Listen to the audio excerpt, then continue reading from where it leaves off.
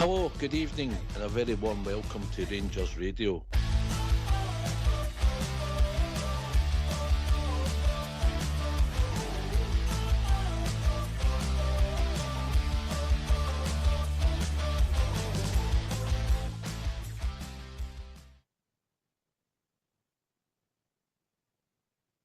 Well, hello, good evening, welcome to Rangers Radio.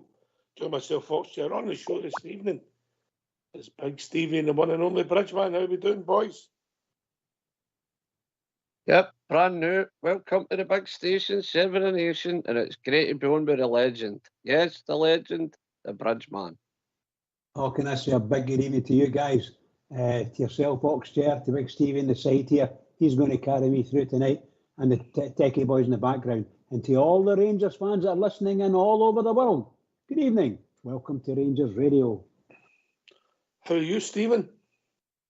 I've got to say, what a substitution, eh? My wingman, Southside, he's away for a spray tan because he's gone to Greece. And the legend stepped in his place, eh? Absolutely.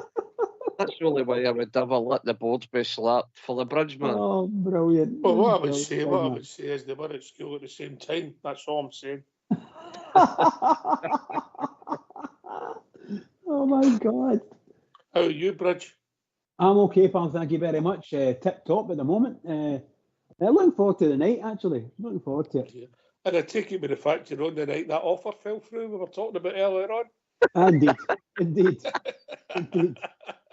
Like as they say, like a lead balloon, boy. Like a lead balloon.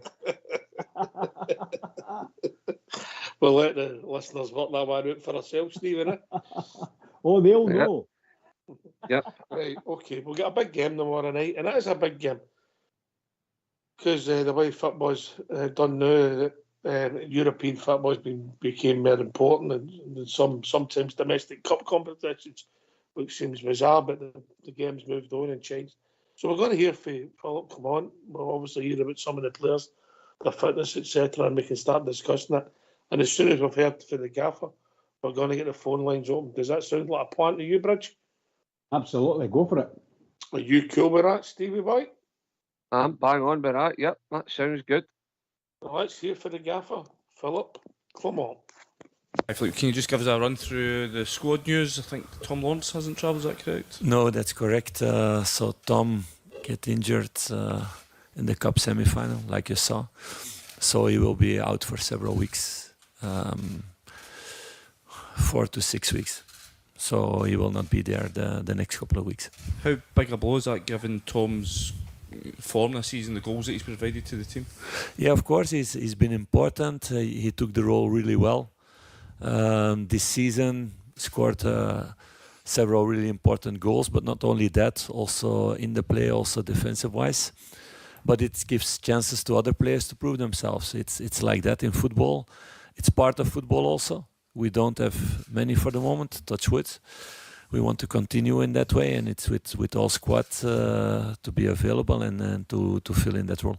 Philip, Ibrox is renowned for its special atmosphere on European nights. Tomorrow night, you're on the other side of it. It promises to be a very hostile reception for your players. How confident are you that the players can stand up to that?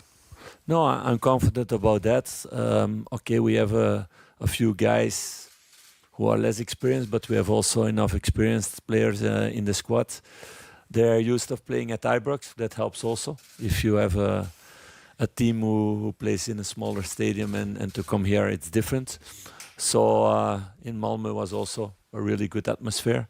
So that's what you want. European nights, there's always some magic.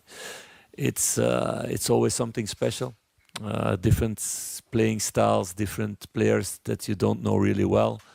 And in that way, for a player, it's always nice to play in stadiums like this, big stadiums with a lot of crowd. So I think everybody will embrace that and is happy with that. I feel like with Nice, Tottenham and Manchester United still to come, coming up, how pivotal are you viewing this game in terms of trying to pick up what would be a point or 3 points priceless to you?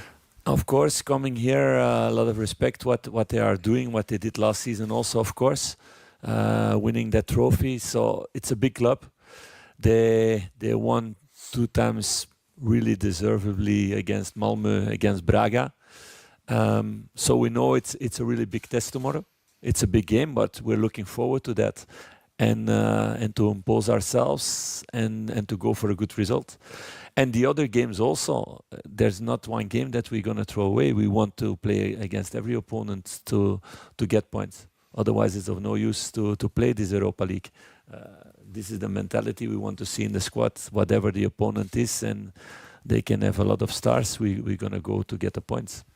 Philippe, you've spoken, Dujon Sterling made a good impact at the weekend. You've spoken previously about him needing to prove he can maybe play a number of games in a row to cement a position in the first team. Do you think he's ready for that now, having missed a little bit of last month? I'm not sure that he's ready now for 90 minutes in games. So that he needs to prove the next weeks. But he's been struggling 2 months with not a big injury, but something that stopped him of really sprinting, really being his normal self like he was last season. Because of that, he didn't have really the level that he had before. And that's why he played less minutes. So finally, with the medical staff, we found a solution, how to solve it. It's solved now. He feels better, and that's why he played better also. So it's normal that he will get more minutes if he plays better, and that's those are the rules in football, in the squad. It's about proving yourself in the trainings and in the games when you come in, that you're ready. So I hope we can get back the Dujon that we saw last season, because in the beginning of the season he almost didn't play, and I was surprised when I came in the first weeks that he didn't play, because what I saw, and after he played a lot of minutes. So we hope to see that Dujon again. Philippe, you spoke in the summer about... Nico gets also questions that we mix a little bit. You spoke in the summer about the injury situation at the club, and you're hoping to solve that. Tom's injury now, you're talking about Dujon coming back from injuries. Is that still a situation that frustrates you, the number of players that are unavailable? No, we need to be realistic about that. I don't think there's one squad in the world where there are no injuries. So that's utopia, or in periods, yes. But last season we had, in a lot of moments, 12 players out. So that's never been the case this season. So there are changes made in staff, in way of working, in a lot of things. And we start to see also the benefits out of that. For example, John Suter, in his career, never played so many minutes that he's been doing now. Never. Before, he always had injuries in those moments, or before already. And there are other examples also in that way. So there are good steps made. We still have to make steps to make the team in general more robust. So I'm happy to see some players back. Nico also last season, he missed a lot. He missed a lot of games. So we're happy that we have several of those back.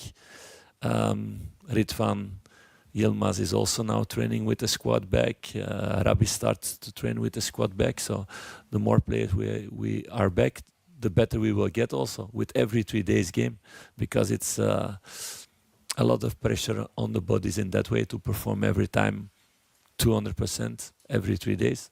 So we will need all of them. Just quickly, Philippe, we've seen the best of this team in this competition against Malmo and Steaua Bucharest. But how big a performance is it going to require tomorrow to get something out of this game?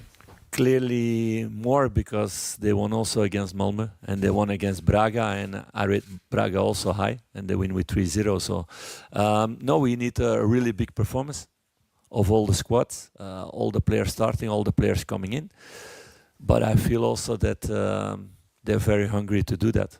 And going to this final gave also another part to the group. It's now to confirm that in this game at a higher level against a better opponent, to raise our level again. Nico, how pleased are you to be back performing consistently, getting game time after what I imagine was a frustrating period for you? Yeah, it's never funny when you get injured, and especially when I had 2 times the same ankle. So yeah, I was a bit sad at the time, but now we work good with the medical staff, and I'm back, so I'm happy to be back on the pitch. Do you feel you're now ready to show your best in a Rangers shirt, and can a game like tomorrow night be the perfect platform to show that? Game like tomorrow night is a game that you need to do as a team.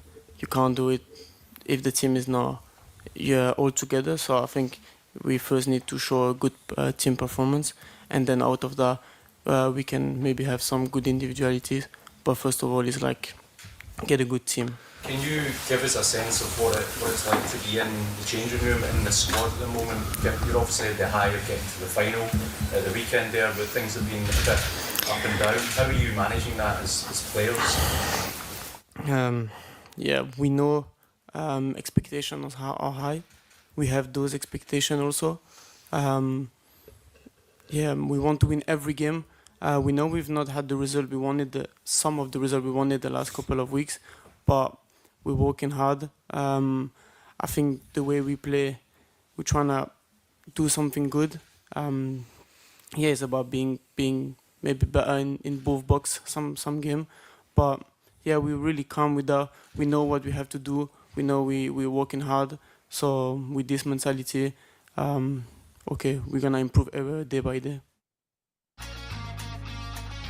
Why don't you give us a call on 0141 356 1972? It's your show, it's your platform. Let's hear from you.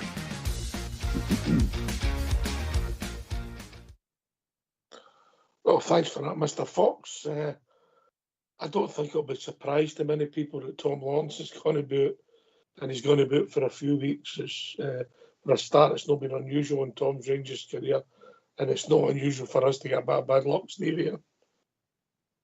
Definitely no. Listen, I've said this, and if I keep saying it, see guys like Cameron Roof, absolutely fantastic players when they're on the park, absolutely no good to his injury all the time. And Tom Lawrence, man, dearie me, he's another guy that seems to be made of Weetabix. I mean, he walked off the field, and that's him out for another 45 weeks. I don't see him. He's a big player for us, Ox. No, it's all kidding aside. He's a big player for us, and he knows where the net is. He can hit a ball.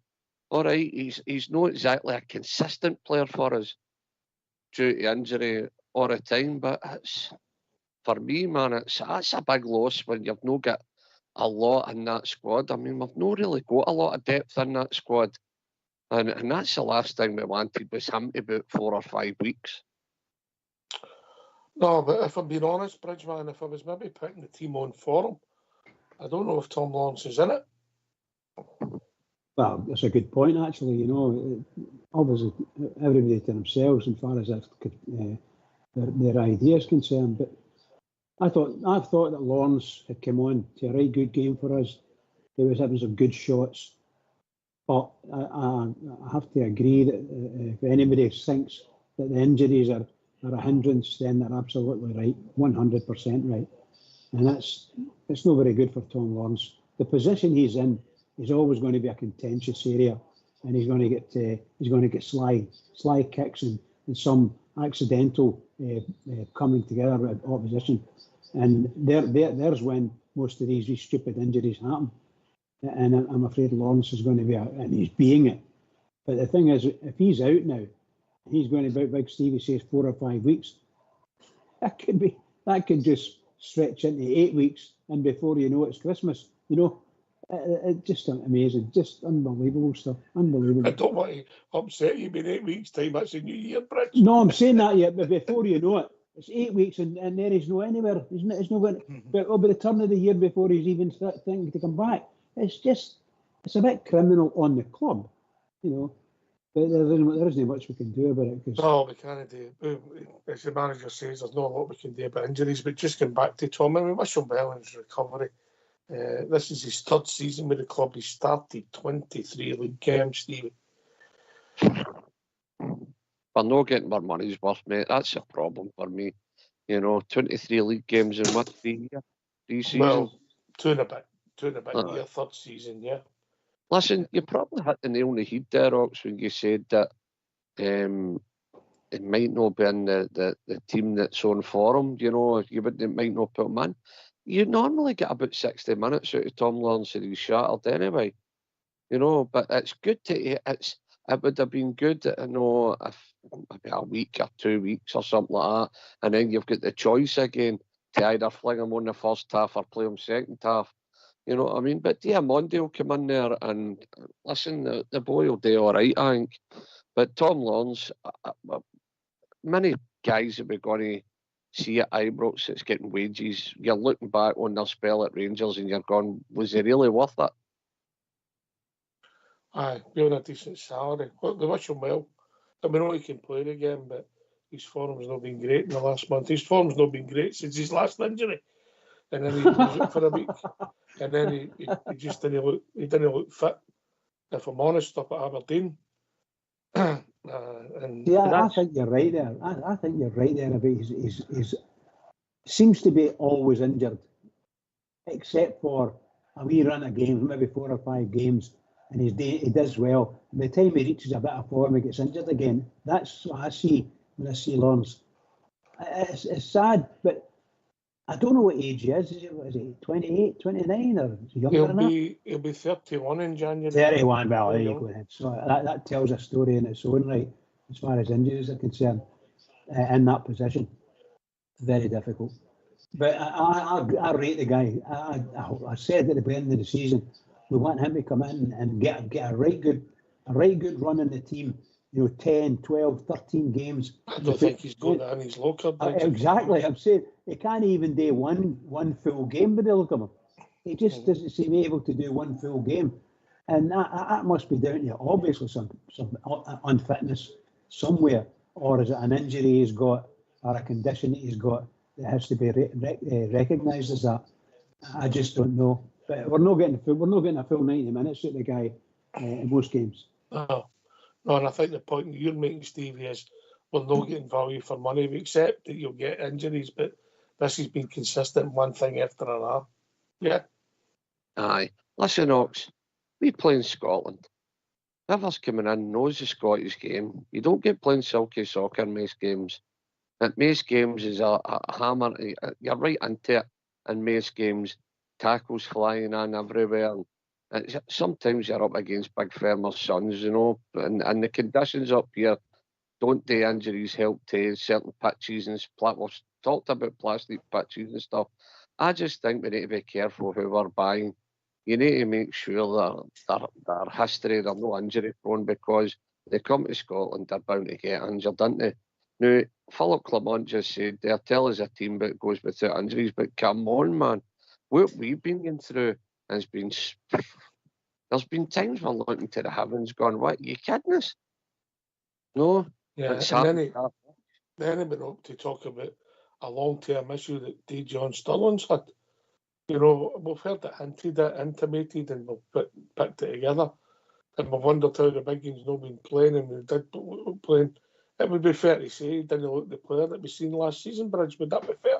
100%. And you know, this last wee while, myself and others have been blaming the manager for not picking him. Why are they not picking him? The boy should be playing every week, and so on and so forth. And he's not getting, because we now know, based on what we heard tonight anyway, that it seems he had a long-term injury, and nobody appeared to know anything about it, other than the manager. Maybe the other players knew, but nobody else seemed to notice it. And we've been asking the same question, like, manager, why are you not picking one of your better players? Big Dijon will do this and do that. No, he's not been injured. He's been injured. Now he's back in. He's got a chance at the right back slot anyway, on a temporary basis. We'll see what happens as we go on. He might play him in Thursday night. That'd be fantastic. I'd like to see the boy playing regularly, every game, get his confidence up, and his physique will be really do well for us in defence. He doesn't get messed about, you know. Know that I know he anyway. When I see Sterling and I think of the unit and the athleticism he's got, Stevie, it reminds me of that natural pace he's got. It reminds me a lot of yourself. Aye, it'll not be the first time I put a slide tackle in going down to the van, I'll tell you. Oh, they wins, man. They just see me coming. They're big dudes. That'll teach the Waynes.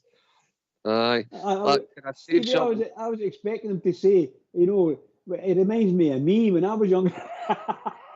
Aye. Expecting him to say that. Aye. He knows I put my Rangers strip on now with a boomerang, you know what I mean, Bridge? So he's having a wee pop. But listen, guys, let's be honest. Big Dujon, he's powerful, he's pacey, he likes a tackle. I've got to say, I'd like him to start tomorrow. I really would.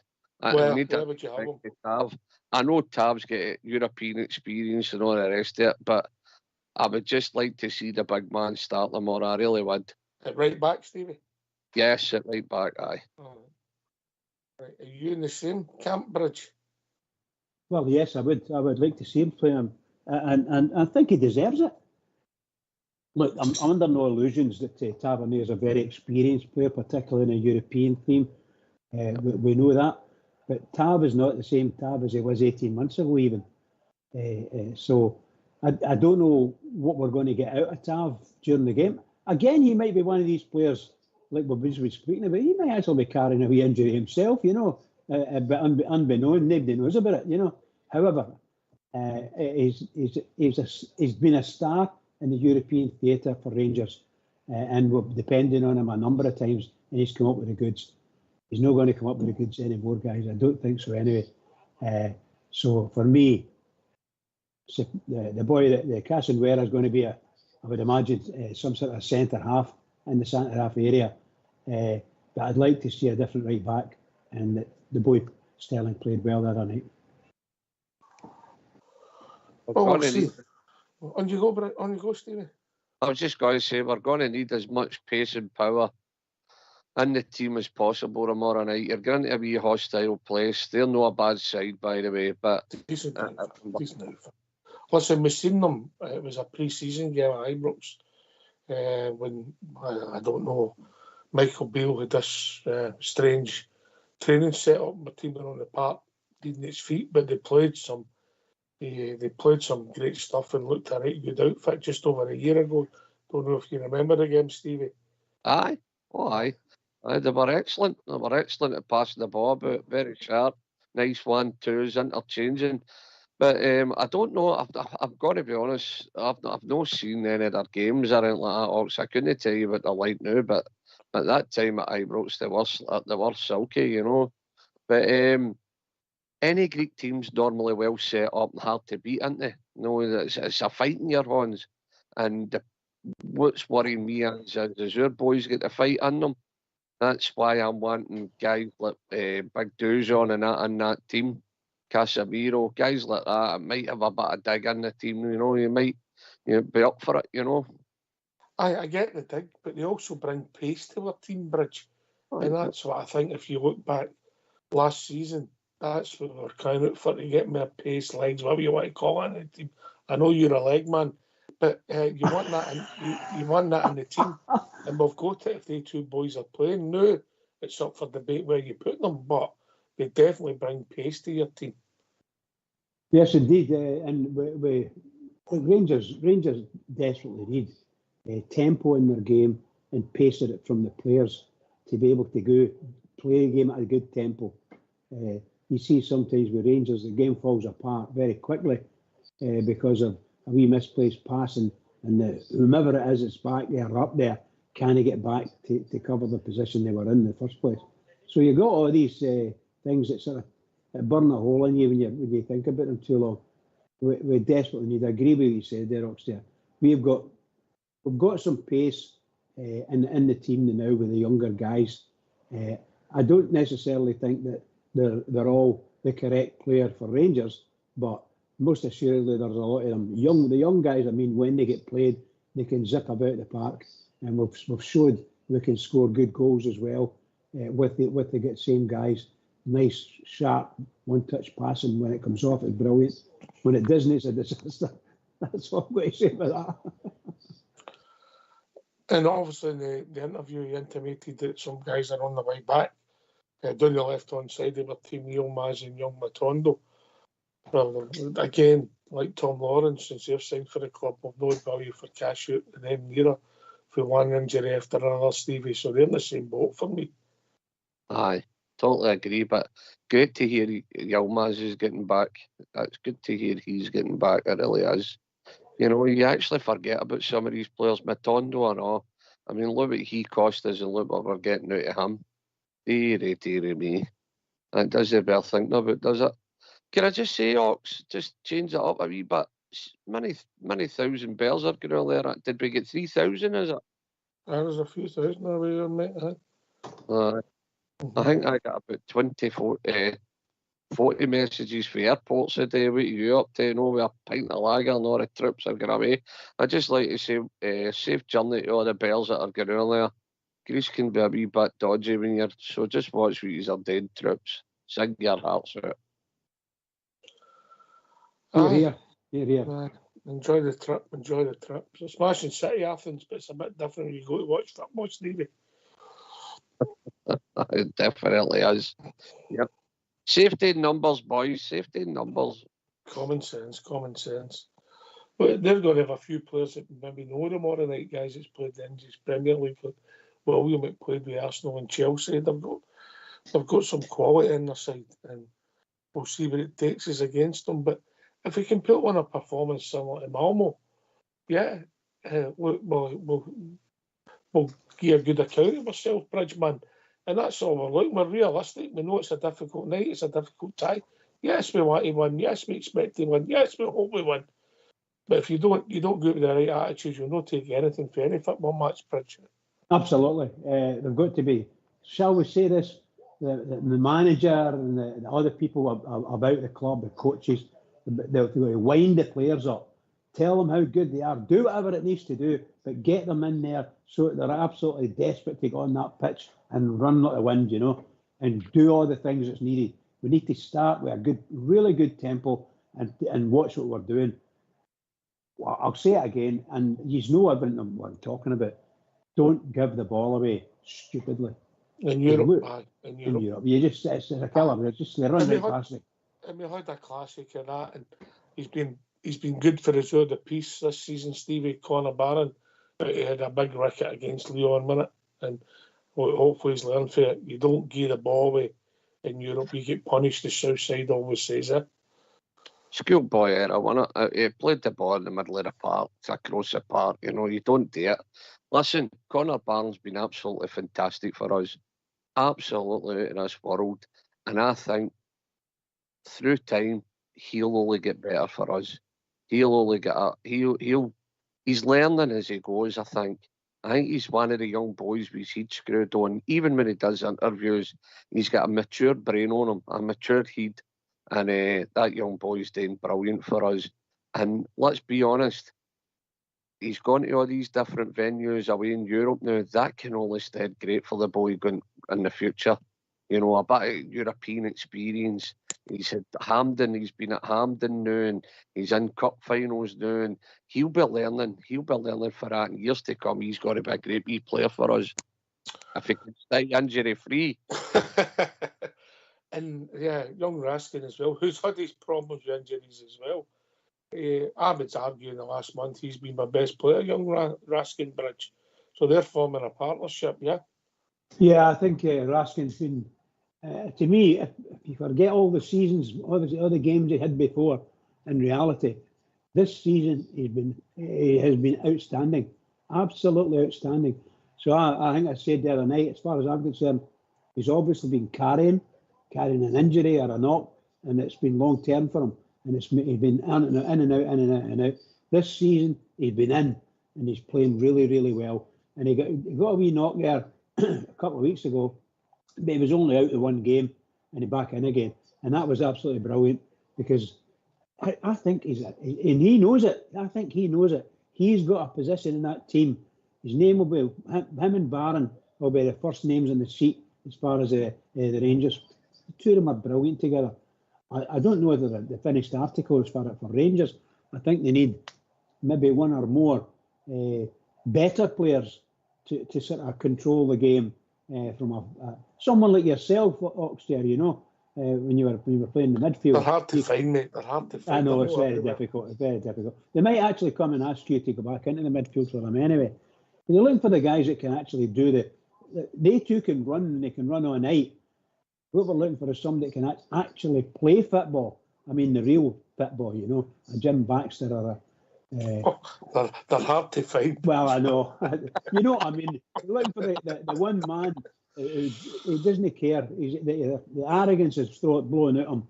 Somebody like that is able to just... The difference makers, Bridge. The guys that make a difference, you know? That's it, baby. That's it. Aye. You're right. Aye, they're definitely hard to find. Aye, but listen, let's be honest, we're quick enough to criticise our own team, but in the last few weeks, apart from maybe up at Pittodie, I didn't think young Connor had a great game up there. He's shown a level. You used the word maturity. I think that's fair, Stevie. I think that's fair. Consistency, maturity, and he gives us everything he's got, and the support like him, and that tells you everything, doesn't it? Why, you've got to ask yourself, why is the support like him, Ox? Because they see effort in him. They see the boy trying. They see the boy running. See, Nimbre's blade of grass every game. He's non-stop engine, and they see effort and desire of him. They see that he wants to win, and then you're looking at other players and you're not getting the same. That's why the Bears like a young boy. The young boy's trying his gut out for us, and as I said, he's only going to get better. And who knows, in January, we might get an experienced midfielder who you can learn off again and make his game even easier again. So, but look, it's all looking good. I mean, Raskin and him seem to be two wee terriers in the middle of that part, turning the ball or moving it back. Did you say terriers? You know exactly what I said. Okay, I was just checking. Just two wee terriers. Okay, sorry, mate. Carry on. Just I got a wee video sent tonight, and it was a wee funny one. I must congratulate Mr. Trump on getting re-elected into the presidency in America. I hope he can punt a few quid our way at some point. I've seen a wee video on that word with terrier. I'm not going to comment on that. I'm going to take the Fifth Amendment on that one. Fifth Amendment, very good. The Fifth Amendment, I like that. But no, they two look as if they're forming a wee partnership, and the two of them have got an engine, Ox. Let's not be kidding. The two of them can go, and Raskin looks fitter than normal. Normally we've seen him, he's been a wee bit off, but I know he's not had a lot of game time, but he's getting game time now, and he's starting to come through, and he's starting to look fitter, and he's starting to stick out again. And that's what, look, we thought we were one to watch when we signed that boy. And if he's listening to the show, no doubt he will be. But me, Nico, just keep doing what you're doing, because that boy, he's got it. We all know he's got it. Just keep doing it. Just get out there and do the business. He's not a Belgian under-21 nationalist for nothing, is he? You know, let's keep doing it, Nico, man. Aye, listen, I would say that the way he gets about the part, he reads the game quite well defensively. He breaks up play. He runs with the ball and tries to make things happen. There's a couple of small weaknesses in his game, Bridge, and for me, that's just he has to improve in his passing and make differences more regular. And I'm not saying he's going to score 30 goals a season and you're player like Tom Lawrence. You're not, but you're just wanting to get involved round about the box a wee bit more when we go forward and get the odd goal. That's all you're looking for somebody who's playing that position, because you can't be everywhere, Bridge, can you? No, you can't. And him and the Baron covered a lot of ground for the Rangers. But yeah, he's really, really good.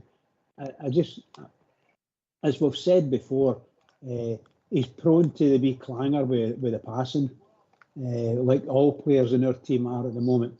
And if we can get that cut out, even 30% of it cut out, we're going to improve. And when you improve, it starts to emotion starts to go, you know, and motivation to for other players in the team. All these things spring from it. You just need to get that. But I really do think everything you have said about Nico Raskin, he's just a super wee player for me. Him and Connor Barron, first names in the sheet. Oh, somebody's phone's pinging. That's my phone. I forgot about it. There's a surprise. There's a surprise, Stephen. Not be Nico Raskin sending him money. Or it might be the lady before the show we were talking about saying, where are you? You're very cruel, guys. I'll tell you that. Very cruel. I can't switch the dear. thing off. Listen, obviously, what would you do then, Stevie, tomorrow night? Would you play Diamandi in there? Would you move Barjami in there and play Casemiro and Jeffy down the left? What would you do? Right, you've got Barn and Raskin in the middle of the park. Aye. I would put Diamandi. I would try. Would I play Barjami as a number 10? That's what he is anyway. That's normally what his game, isn't it? Well, yes and no. The mayor have looked into it. I think he's played the left-hand side, mate. No, I would keep Diamante where I wouldn't upset the apple cart too much. I wouldn't go Tonto. I would play Diamante and the number 10, and I would play Barjami outside. Well, see, my rationale is when you played Barjami, and there was a classic picture, I don't know, you see it for last week when they lost the goal up there. Where Barjami's he's an offensive player and a defensive player, and he's no tractor runner in the fullback getting into the box.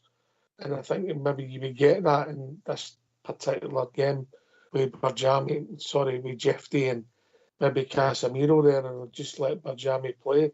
So then you're saying, who do you prefer in there, Diamandi or Barjami? Yeah, and that's up for debate. But we'll ask the listeners, Stevie, what do you think? That's a good one, right? Yep, that's a good question. If you've any thoughts on it, give us a call and let's hear from you. Why don't you give us a call on 0141 356 1972? It's your show, it's your platform. Let's hear from you.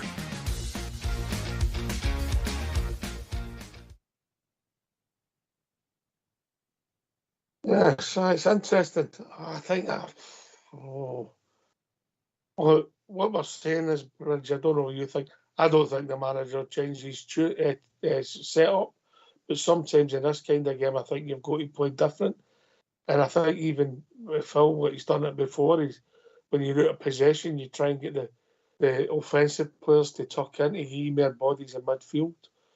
I might be tempted to play Barjami in there and have Jeffy and Casemiro down the left bridge. I would go along with you there.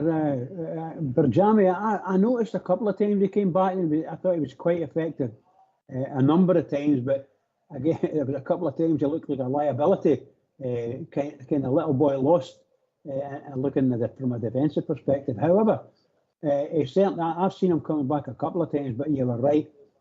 There are so many times, the ball gets lost somewhere and he doesn't come back. Most of the time, he doesn't come back, and that can be pretty sore on us when they're attacking the whole team, So yeah, you're right. I think we would like to see. How can we say it? We'd like to see Barjami staying up, so that let's say Dessers is playing. Heaven forbid, but let's say Dessers is playing. He'll start. He'll start. I'm saying that because we don't have Danilo. Again, I made that mistake last week.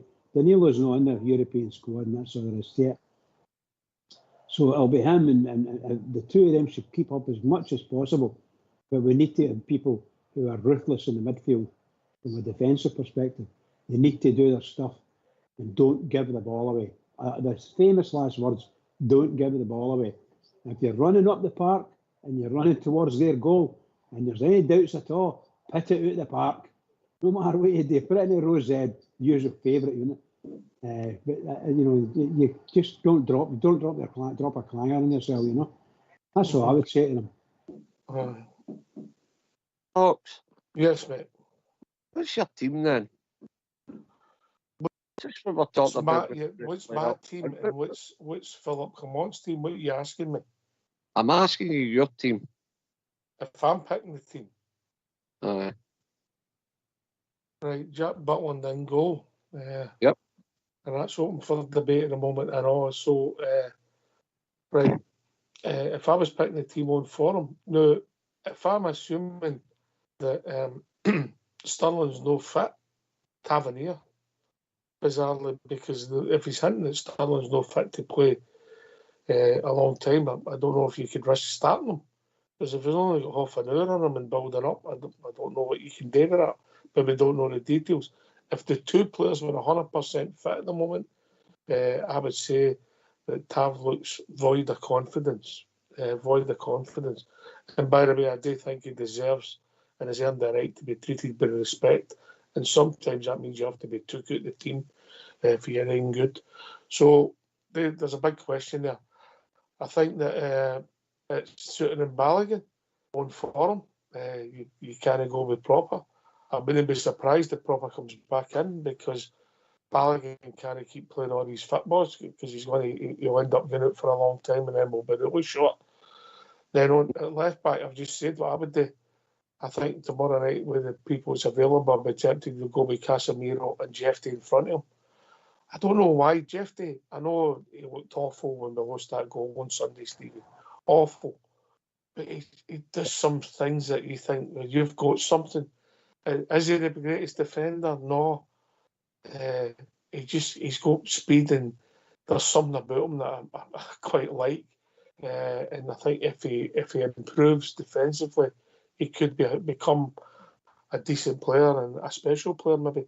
And Casemiro, we know if he put in a left back performance that he did in Malmo, there's not an issue. I think Barron, Raskin, pick yourselves. If I'd done that with Jeffy, I would play Barjami in there.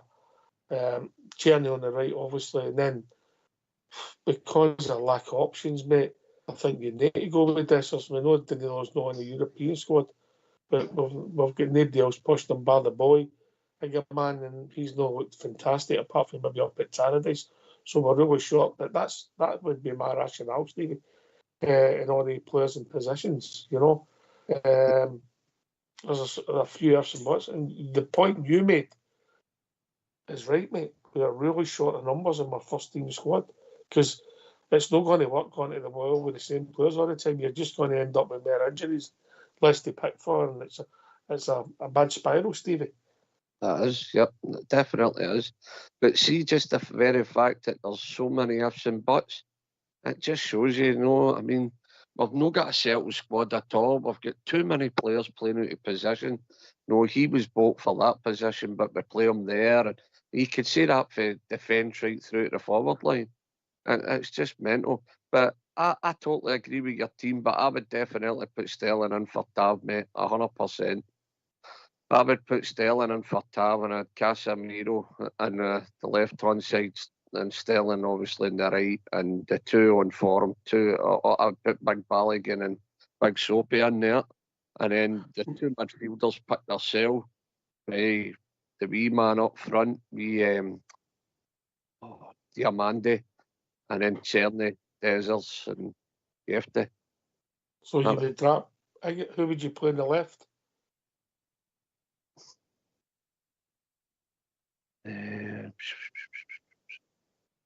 My dropping. Dessers twice.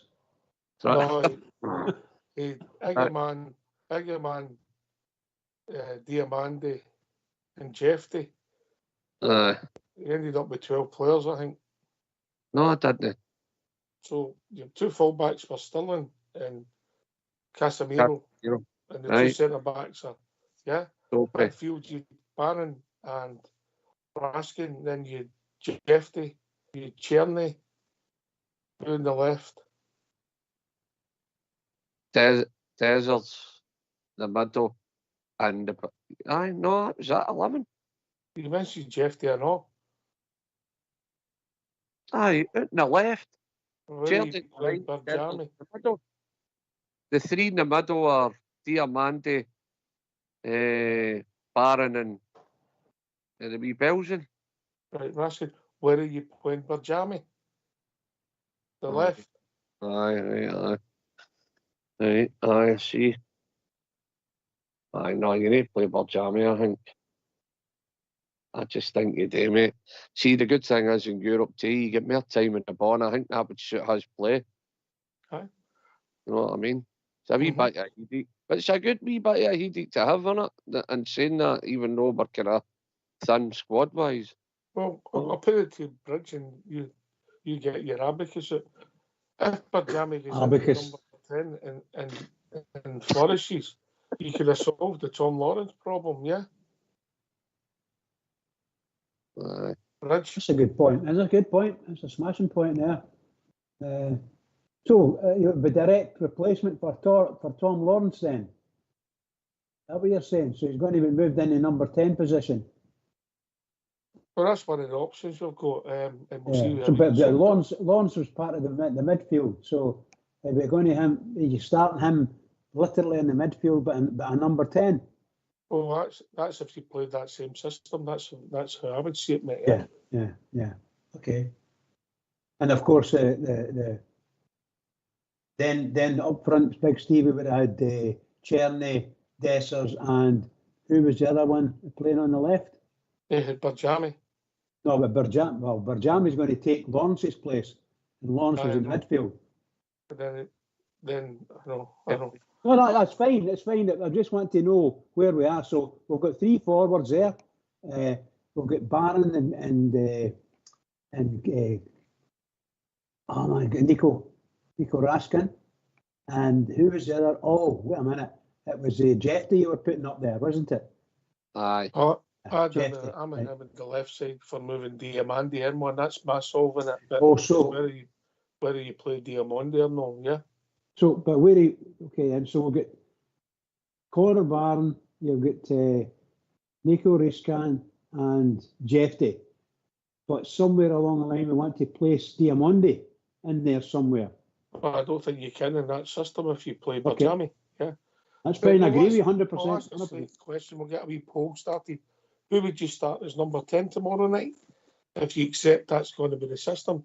Barjami or Diamandi? Yeah. What are you thinking, Stevie? Now that you've had time to think. Mate, I would honestly start Barjami now. I'm thinking about it. I think it'd suit his game. I really do. I think Europe, wee bit more time in the ball. I just something's telling me Barjami. Right. Barjami. On the left. Can I ask you a question? Do you think he'll go for his normal setup, or do you think he'll change it? He never changes it, mate, in my opinion. Bridge.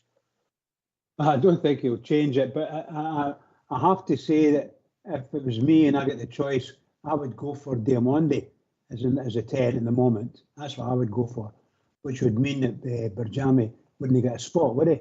Or would he? Because you put him in the left, wouldn't you? Yeah. No, but okay then. So then you've got no Jeffy. Well, you would play him at the left back, then you've no Casemiro. Well, that's what I'm saying. So we're going Casemiro. I'm just making these assumptions. Casemiro's left back. You would come up into the midfield. You want Diamandi, but he's going to be the number 10 to replace what's his name, Lawrence. And then you would have oh my God, what's the boy's name again? It's right in my mind there. Sorry, Barjami. No, Barjami, right? Well, anyway, it'd be interesting what people think. Do you think he'll change his setup, Stevie? He's that stubborn, isn't he? He's no way. But it'd be good if he did, wouldn't it? It would just be refreshing if he just tried something different. You know, if you're Olympiacos and you've been watching us, you'd say he's set his ways, but it'd be good. And another thing, it'd be great if he would start doing rather than the horseshoe into the middle, out to the left, back into the middle, out to the right. See that horseshoe we play? Instead of just going through the middle, just doing something direct. That would be better too. And if he does set up different, it would plug a hole in the midfield, wouldn't it? Well, the way your number 9 and number 10's been playing, mate, that's the problem with getting the ball. Yeah, it's to be said. You're looking for somebody you can put a nice ball through. Find a bit of space and look for the ball, and our players be able to pass it to them. But invariably, either we're not that good at passing, or indeed the centre forward and his assistant, if you follow what I mean. The two guys that are going to be up front at that point in time, they're not going to get the ball, because it's either going to be a bad pass or it's invariably too fast for them. because you're trying to beat a defence that really big, you know, a big, strong. They're going to clatter you if need be, and a good midfielder, if he's got a good pass on him, he'll try and push that as fast as possible. But in the European Champions League, the goalkeepers are quite quick coming out. Oops. Oh, I've been joined by David. Evening, David. How's it going, lads? What's your name, mate? Well, I'd phoned in. I tried pre-match at the weekend, and then I'd phoned in post-match. Kind of just venting a bit. I'm glad you never phoned in at half time. That might have been a different conversation. I tell you, if that was through the telly, I'm still trying to get the fit out the telly, mate. But as I say, I've been on a bit Clermont. Everybody wants to make succeed. I just don't see it. I think the writing's on the wall. That being said, and Dessers, again, I went on about him, just find it incredible. He's playing every week, got 8 minutes. And I get that he's, you know, maybe the only one about, but if there's a pup sitting on the bench up at Pittodrie for 84 minutes doing nothing, Dessers done nothing. I don't know. He just, a lot of things baffle me. One thing I will say, though, a wee positive note tonight. So I was in work today, and I kind of looked at the fixtures, and I know we've got a terrible habit of this, kind of looking at the fixtures and going, we should win that, we should win that, and they let us down. But genuinely, and I'm not saying a title charge or anything, because I think the other side will do it, but we need to concentrate ourselves. That's the bottom line, get the interest in order. But I just think, for me, there's a run of games here where you've got Hearts, obviously, at Ibrox, tough game, but I'm looking at the rest of the games right up until we play, I think it's Motherwell away just before the new year, and every one of the games you look at, to me, are more than winnable games. Now, it's just putting a wee kind of slant on things, you know, made happy a slant, because the other day I was on, you know, venting, and I know we get through to the final, we know that, but we know there's a bigger picture there. It's no good.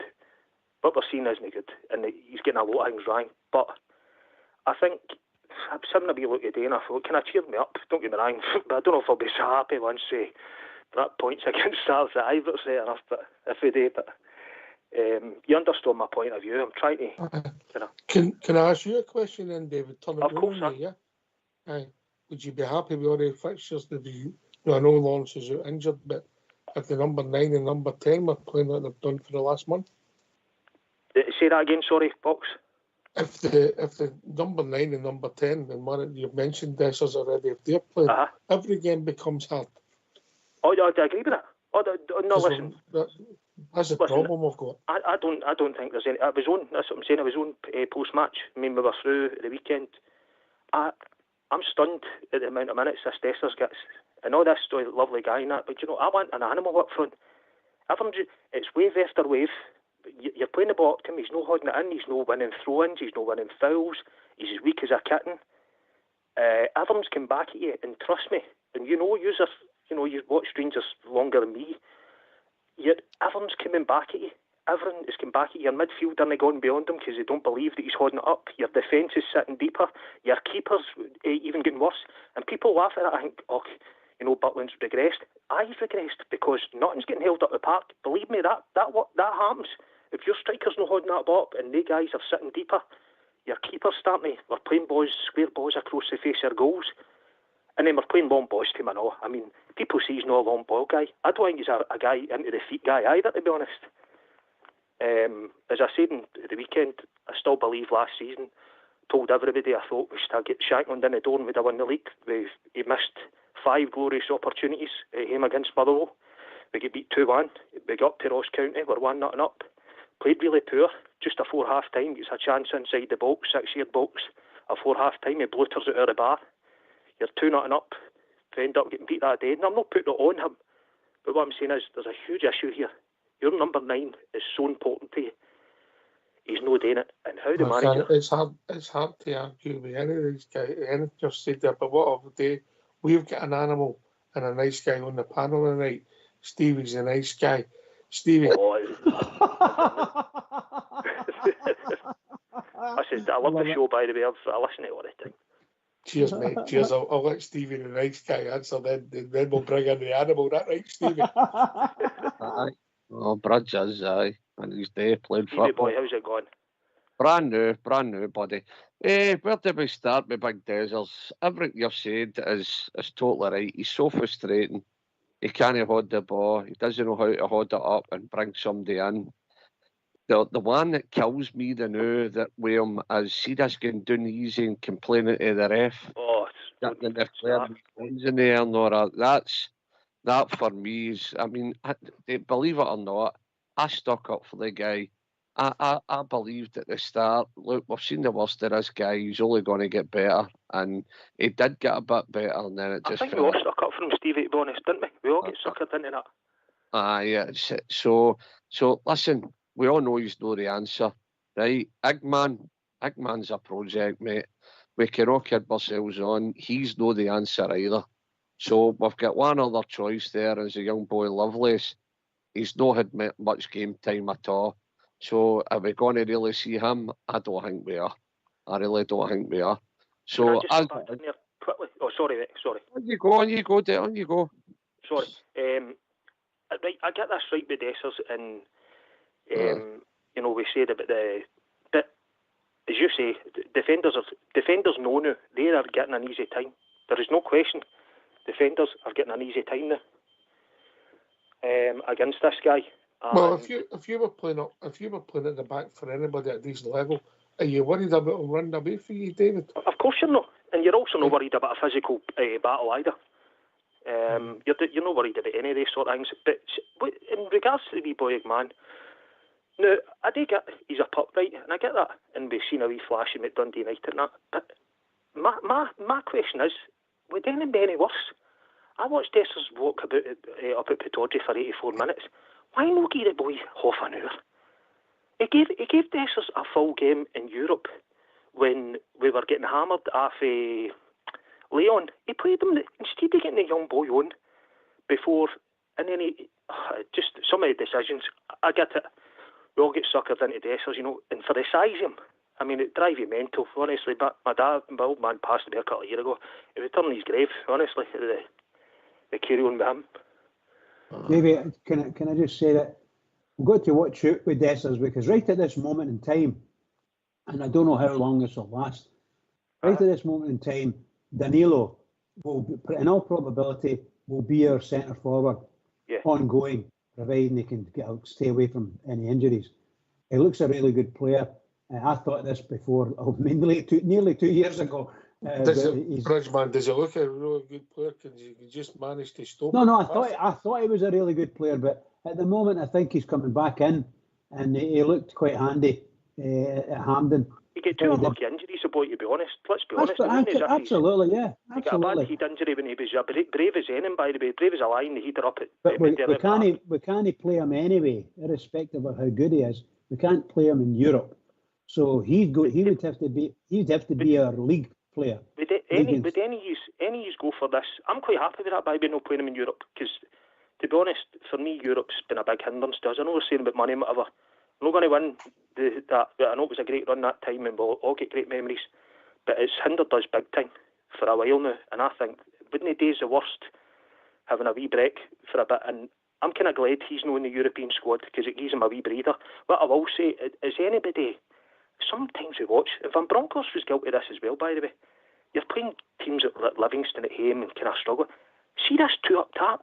I know people say it's no a thing now, but surely if you're lobbing the ball up to Dessers, one thing I will say from him, he needs a bit of support with him. And as I said, the midfield now, Lawrence hasn't got the pace to go up with him. He's not got the legs.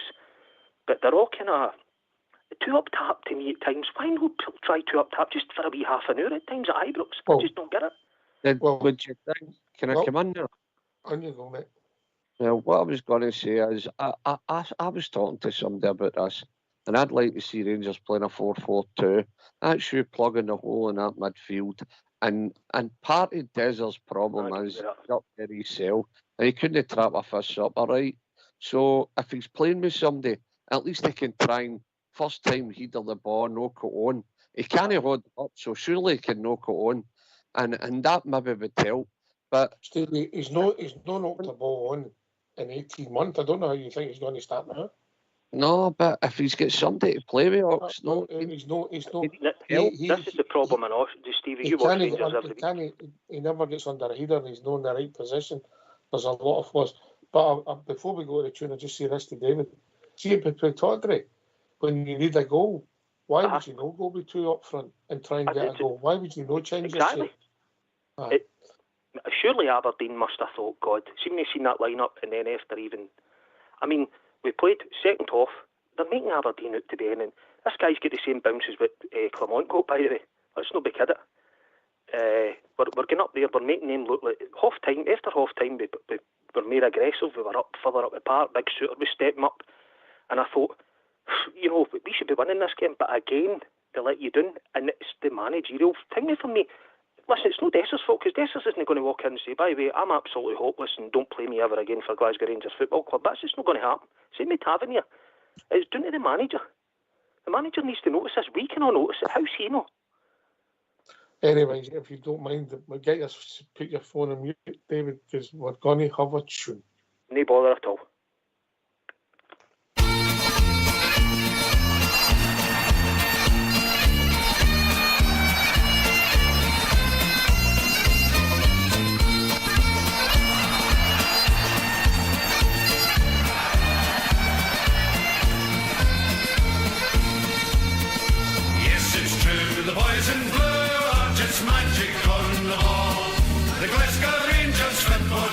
The greatest team of all.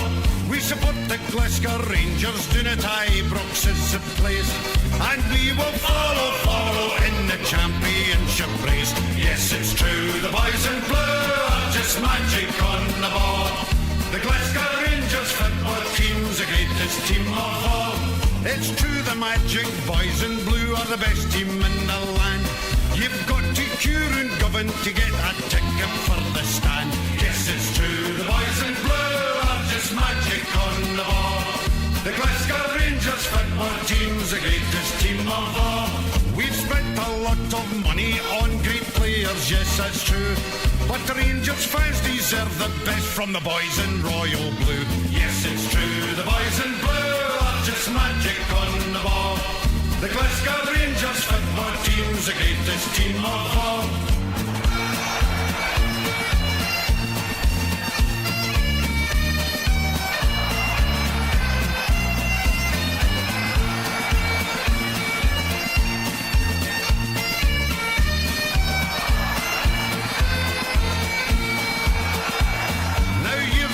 The story, it was dismal, full of gloom. Now we're building an extension for the Ibrox trophy room. Yes, it's true, the boys in blue are just magic on the ball. The Glasgow Rangers football team's the greatest team of all. In Europe we'll be travelling by land and sea and plane. The Teddy Bears have got the fares and we're on the march again. Yes, it's true, the boys in blue are just magic on the ball. The Glasgow Rangers football team's the greatest team of all. Yes, it's true, the boys in blue are just magic on the ball. The Glasgow Rangers football team's the greatest team of all. Yes, it's true, the boys in blue are just magic on the ball. The Glasgow Rangers football team's the greatest team of all. Yes, it's true, the boys in blue are just magic on the ball. The Glasgow Rangers football team's the greatest team of all. Yes, it's true. Why don't you give us a call on 0141 356 1972? It's your show, it's your platform. Let's hear from you.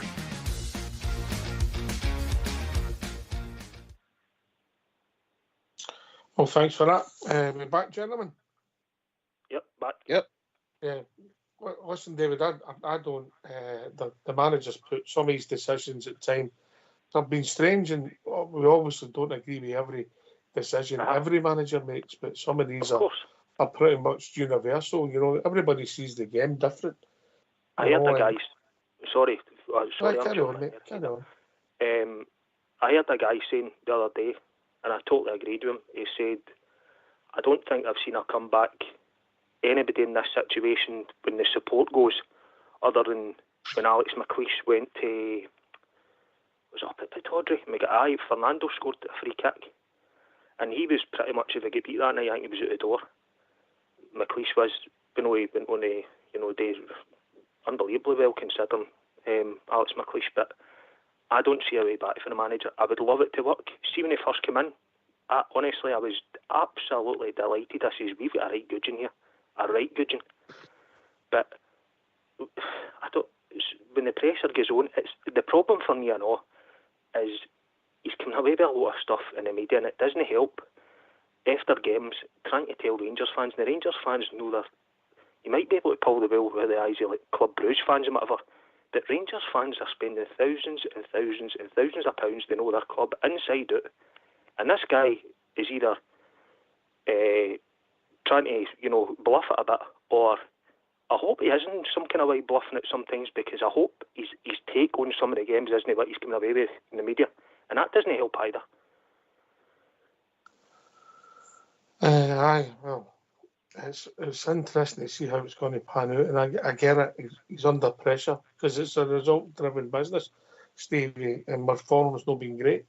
We've lost at Kilmarnock and Aberdeen, and apart from Pofferoo in the second half and they 2 away games, it's not just a result. My performance was awful, Stevie. Aye, there's been times where, man, I would have got a game, no. For me, Clement's undoing he's going to be his set up if he sticks with it, and if he doesn't start dropping Stevie? guys like Tavin. You hear me? Yep, I'm here. I can hear him all right. And me. Aye, can you hear me, lads? Aye. Carry on, Stevie. Aye. Carry on. Sorry, mate. I don't know what happened there. Did you hear me, Stevie? Aye. Aye, I heard you saying, aye. I'm just so- saying, Clement's undoing's going to be himself, mate. See if he doesn't change the tactics. It's clearly not working. Teams know how to set up against the Zocs. It's as simple as that. Everybody knows what way we're going to play. You just keep us out wide. Make sure you the runners, whether it's the wing backs or wingers, but we do that horseshoe. I've just said it earlier on and all. We're playing a horseshoe. Like he's into the middle, out to the left, back into the middle, out to the right, and we try and cut through one way or another. It's just, it's no working, and everybody knows how to set up. And if Clement's not going to change it, as David said, he's lost his support. It's got to be a tall order. And I think what's really giving him a second bite at the cherry here's the transfer window in January. If he doesn't get that right, he's gone. If he doesn't bring in a couple of players and start winning the games that matter, then he's gone. He'll be away for the end of next season, that's for sure. Aye, well, it's results. No, it's about results. Listen, if we'd went to Kilmarnock and Aberdeen and we hadn't played well, which we didn't, but you get results, David, you're no under the same pressure, are you? Oh, totally agree. I mean, that is a results-driven business. People going a bit, I mean, I hear that, remember, people come away with nonsense and all, but look how bad Rangers were getting to a European final under Smith. I mean, I know it's a different kettle of fish, but we scored away at Werder Bremen, 2 goals here in Sport Lisbon. There's a way of winning games, and I just feel we're playing a long ball up to this boy. You're missing it in midfield. Wee Barron for me is a diamond. And I'm not saying he's the next Iniesta, for instance, but he's a diamond for me. We got him for Aberdeen. Aberdeen were fizzing losing him. You've got Graham Shinney sauntering about that part the other day, again at the age of nearly 40-year-old, and nobody's close to him. We can't get near him. Our number 10 is getting no legs. Lawrence is a technically very gifted football player. I think we all can agree on that. But in a number 10 role, it's a huge part of the game, I know. You've got your legs in there. And Diamandi for me, I know, has been my issue is we're seeing there's good players in at Ibrox, and my problem is there's almost like a poison that goes about Ibrox at times. Players start half well. There was Cortez, and I know he's injuries. Diamandi start half well. Wee Barnes running about. Don't make it, it will start to affect him. Because if you're playing with guys, when you're playing balls up to your centres forward that's come back, your number 10's too slow, your right back's out of form, he's low stubborn, it's a bit of a poison, and that's my concern. There's good players in Ibrox, no question. Aberdeen would have loved. Sorry? Is it too much of your team, mate? I mean, forget about the goalkeeper, and we could talk about him as well, but just that's 30% of your team. Absolutely. Mm-hmm. Ox, I've never seen a Rangers midfield get bypassed so much in all my life. Is that the shape of the personnel? Well, Barnes at times is picking the ball up almost in the edge of the box. He's then looking up and you've got a 60-yard pass to maybe Lawrence. Lawrence hasn't got the legs to get inside. Even at Parkhead, I watched the one with Tierney. I mean, not going back to that again, but I will just quickly, just before I go, lads, because obviously I'm taking up a lot of time, but the boy, when we lost the goal at Parkhead and we started half like a train, we played high up the pitch, and when anybody plays high up the pitch against that mob, you know, that you can't sit in against them. We've done it for years now. It just doesn't work. You can't tin your own box. But we played a ball up to Tierney, and Tierney lost the ball so cheaply, and right away, everybody's out of position, and they said, oh, Buckland, you know, should have been doing quick at that side, and Tavernier was out of position. There's a reason, though, that this guy, he should be holding the ball up as well. I know he's come on again recently, I know, but it's all about partnerships. Players in front of you that can, you know, even guys like Glenn Kamara, 50 grand, we go for people going about a lot of money and all that, but 50 grand for Kamara, see when somebody went forward, they used to drop into the right back area, him, stuff like that, do you know what I mean? There was partnerships. To me, I don't see partnerships in the Rangers side. It's a tall order. Do I think he'll turn it around? No. Do I want him to turn it around? Absolutely, we all do. I think I'll finish on a more positive note, what I phoned up for, because I feel as if I'm on here moaning again. I phoned up to say about our run of fixtures, and we can get ahead of ourselves and say, I'm taking the European ones out, and I'm also taking the cup final out, right, because that will deal with itself. They're saying no batter is not. Listen, it's a cup final. It's happened many a time when we went, you know, it can happen. But it can't happen with the system we're playing now, that's for sure. But the run of fixtures we've got, in my opinion, if you get by Hearts at the weekend, you've got a run of fixtures up to just the game just before New Year against Motherwell away for him. In that period, Rangers should be winning all the games. By the way, we should be winning at Motherwell as well, but what I'm saying is, there's a group of fixtures here. If you can win the games, if you can get through this situation, if you get beat in the final, you beat in the final. European football, listen, we know it's a different kettle of fish. I just hope that he changes something. And I want him to succeed because he seems a right nice guy. You know, Big Dessler seems a lovely guy, do you know what I mean? But I'll be honest with you, I would rather somebody that's an ignorant whatever, you know, but plays up front and wins everything. You know what I mean? But we'll see how it goes. I hope we get the victory, obviously, at the weekend. I think we should do it. And who would you start? Who would you play in number 10 tomorrow, David, before you go? Well, I mean, to me, I think Bezrami looks a number 10 all day long. So who would you play in the left? I know that's exactly what I was going to say. Well, I don't know. I mean, I would maybe go with Casemiro at left back and Jeffy in front of him. You're a very wise man. He's a very wise man, Stevie, isn't he? I would maybe go with that. Yep. I just feel he's got the recovery pace and all to help out, and I think they look more solid that way. Do you know what I mean? I wouldn't like to put a pup out there and he gets a 4, you know, he's a dumbling, get him out of the squad. But you know what happens? Look what happened to McCausland. I'm not saying he's the greatest player in the world, but young players need good players with a bit of experience. I think, and then Jeffy's a young boy, obviously, and so is Casemiro. But I would start Jeffy out on the left. In my opinion, I'd have Casemiro at left back. I would have Bezrami in the 10. Do I think he'll do this? I don't think he'll do it, but that's what I would do. That's a problem. Well, this is the problem. We're all sitting here, and people go out and all. Well, wait a minute, this is a guy with all these coaching badges and whatever. Well, I'm sorry. See the guy with all the coaching badges, he's getting it wrong. So maybe the other people might be right. The arrogance for me a wee bit, I know, sometimes you get that wee touch of arrogance about me in interviews and I'll decide when things happen. Well, you won't really, because the Rangers fans will decide eventually. These guys will lose me job the same as they've lost managers' jobs in the past. And we were playing guys like Balogun, like Big Balogun, as honest as the day is long. But Balogun, to get back, we put him down to QPR, get him back in. I don't know. I feel as if I'm moaning again. We'll win tomorrow and we'll win it at the weekend. There you go. There you go. On you go, Bridge, before David goes.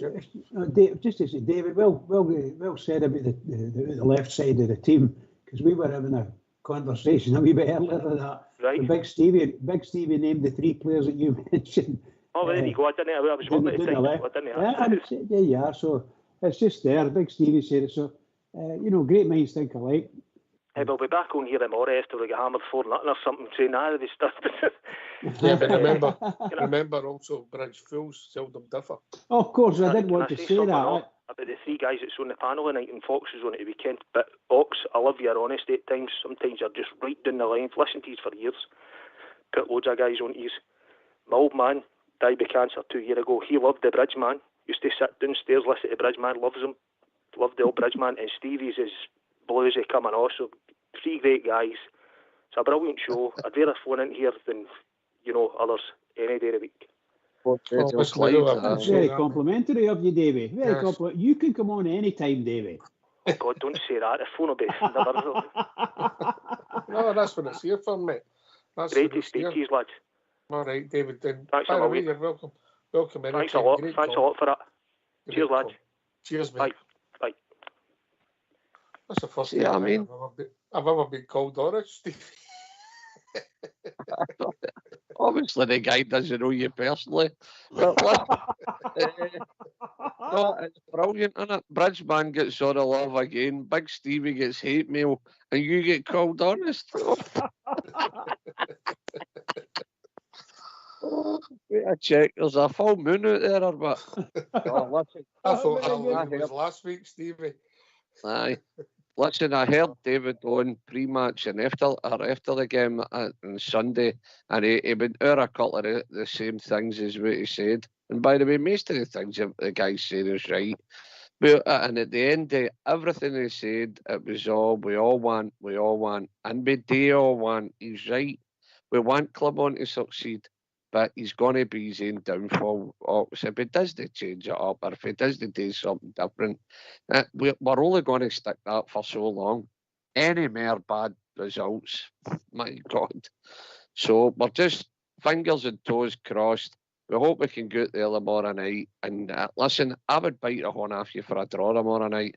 That's not an easy tie to go. Am I right in saying Olympiacos got the final last year? Aye, so they can't be that bad a team, eh? No. Let's be honest. I know it was only a bounce game at the start of the season, but they looked a decent outfit when we played them just over a year ago. So they've got quality. Yep. But we'll see where it takes us. But a great call by David, opened a lot of debate and done and got some things off his chest. Oh, he feels better for it. We don't even charge for the counselling session, Steve.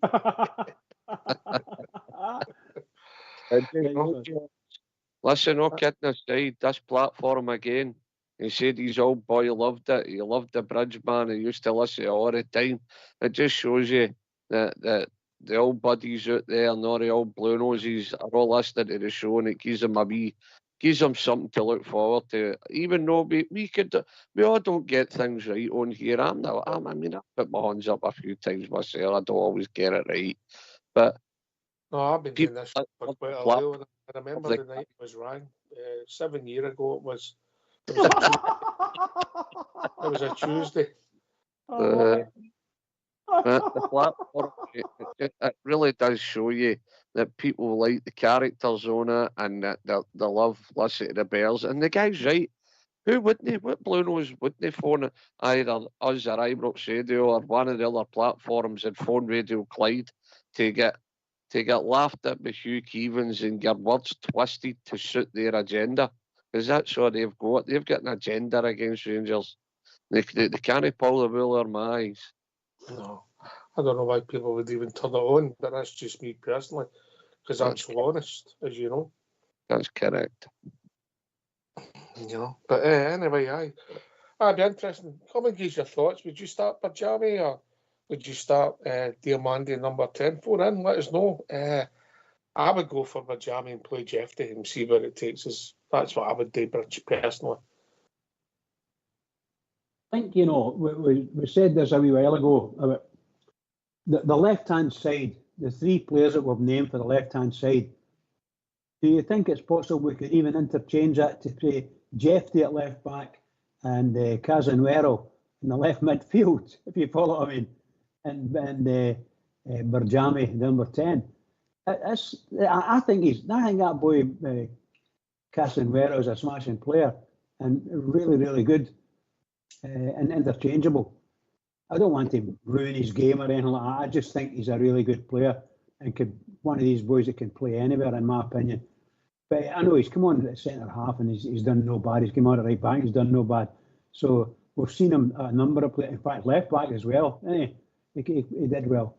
So very interesting. Casemiro going to left back, or is it? That's what you said. Casemiro left back, Jeffy out in front of him, and Berjami in front of him at number 10.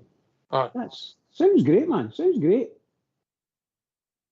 I just got a text there saying, play Jeffy at left back and fling Casemiro up front. Play a 4-4-2 and play Casemiro up front. Well, there you go. I mean, I don't think you go too far wrong, to be honest, because I think Casemiro's not a bad player.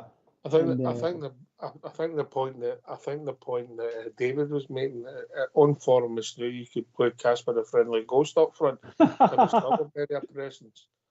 You know. Listen, we've all stuck up for Dessers. I've said he's an enigma, and it's a debate that we're constantly going to have. And he does things, if you think back to Betis and the goal he scored Easter Road, the tap in. He scored a goal a few weeks ago. Berjami put the cross in. Who was that against? I'm trying to remember who it was against. It'll come to me. He finished it for the side at the edge of the box. The first time you're thinking, oh well. But then we've watched other things that just don't add up, you know. And when you're not scoring goals as a centre forward and you're not playing well, Bridge, you don't offer a lot. Sometimes guys who don't score goals are still worrying defences, making chances and doing other stuff. Other guys are having stinkers of games and become the hero because they scored a goal, Bridge. And you get away with a lot then, didn't you? Yeah, and I think, to be honest, the words that you used there, Dessers is one of these guys. He scores a goal now and again, and he's a hero, or maybe 2 goals, and he's a hero again. And really and truly, I tried to say this last week.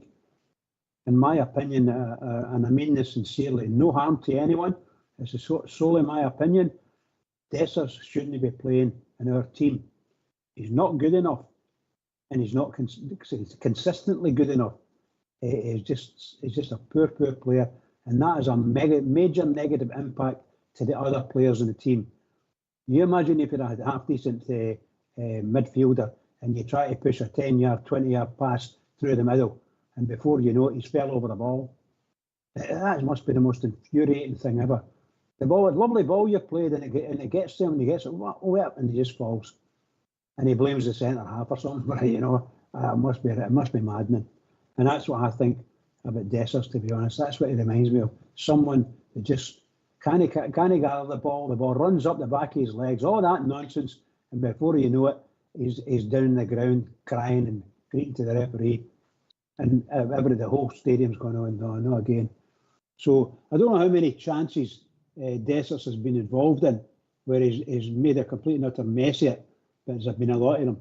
And people who are playing in midfield trying to pass the ball up there, make a good pass to get someone that can put the ball in the net. I'm not saying he can't score a goal, but we know that he has done. My goodness gracious, his form's atrocious at the moment, atrocious.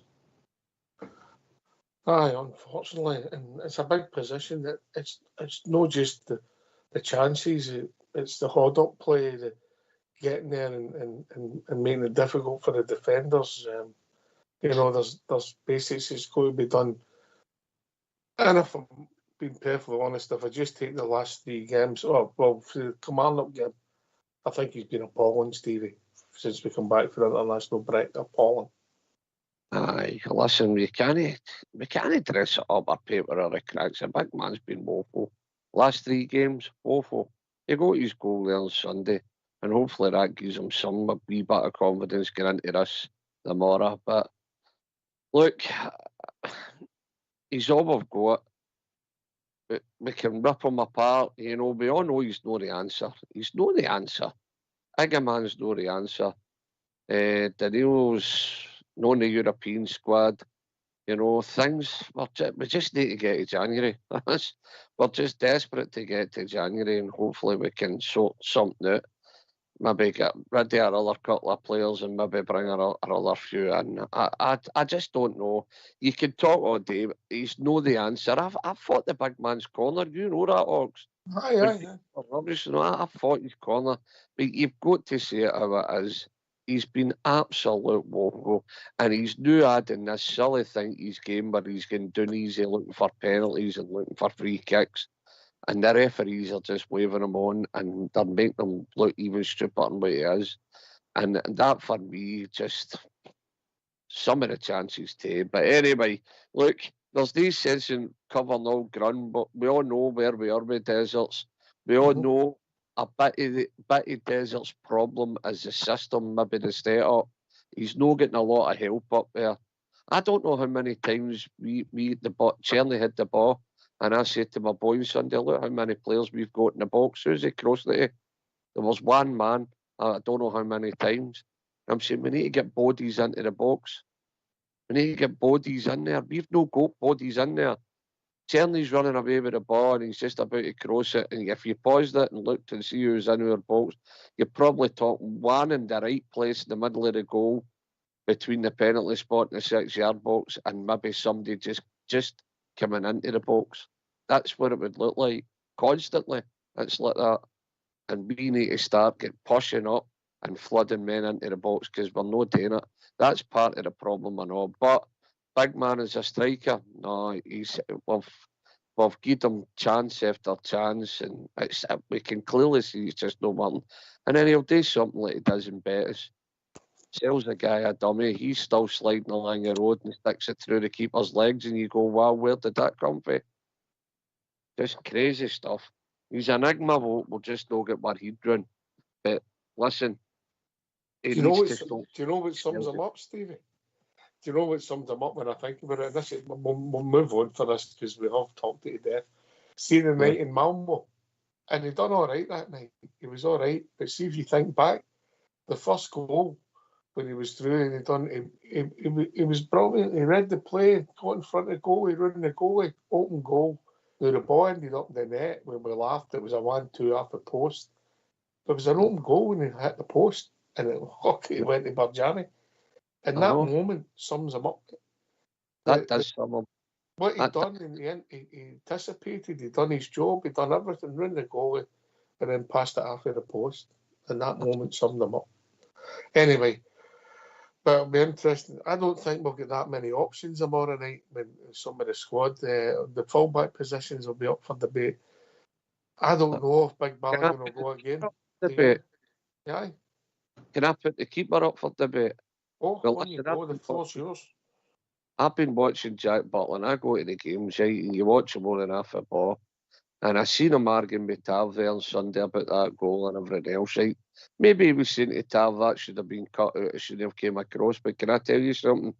He was as much at fault as Tav was, and Thingman was running away for it. What'd you call him? Yefty was it?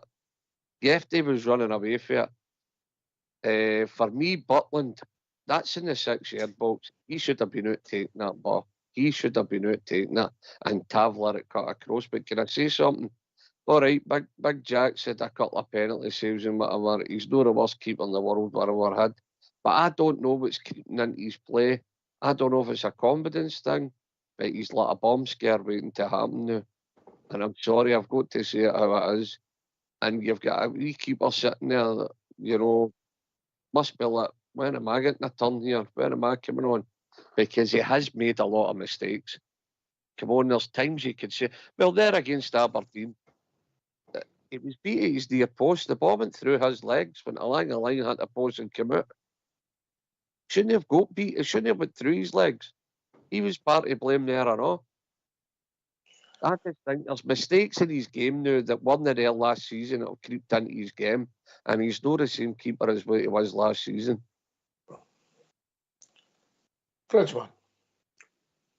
I can't disagree with him. You know, I think there are times when you think, okay, the keeper comes out and maybe a wee bit late, but manages to scramble the ball away or just block it or something.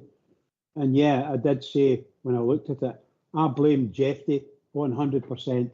Jeffy should have came to that ball and he should have beat, what do you call him, Halliday. He should have beat Halliday to the ball. But he decided, he thought the ball was coming straight through and he was just turning, I think he turned his body in order to turn and meet the ball and either guide it out the park or take it along the byline, which most good fullbacks would have done. But I think I don't think he realised what Halliday was doing. I don't think he read the game at all. All he was concentrating on was this ball's coming across here and nothing else was in his vision. Nothing. And Halliday came in. And I think that's why Butland didn't come out, because like him, he thought that ball was going straight through. He never dreamt Halliday would have got to that ball. Never dreamt it. That's my Listen, I thought it was a decent cross for the Motherwell player. Oh, brilliant cross. Absolutely fabulous cross. You know, I was annoyed at the time when Jeffrey's got to go with concentrating playing the ball. You know, and he looked really foolish. Could Butland have came? I get how people would think that, but I still think it was a decent cross for the Motherwell guy.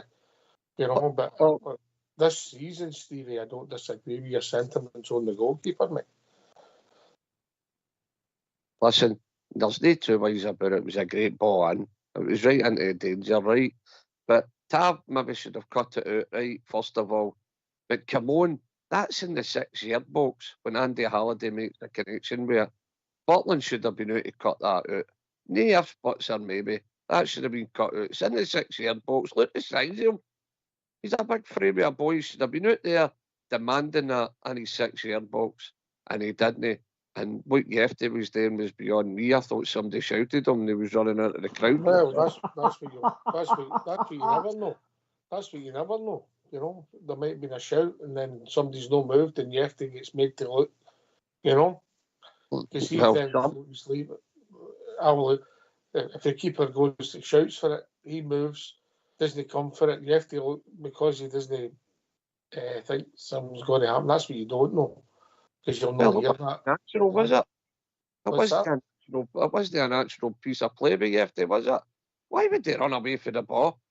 Why would they do that? Because the trouble is that's when the rawness is in his game, mate, because he's thinking that maybe he's thinking, and I'm not sticking up for him, I'm not saying it was right.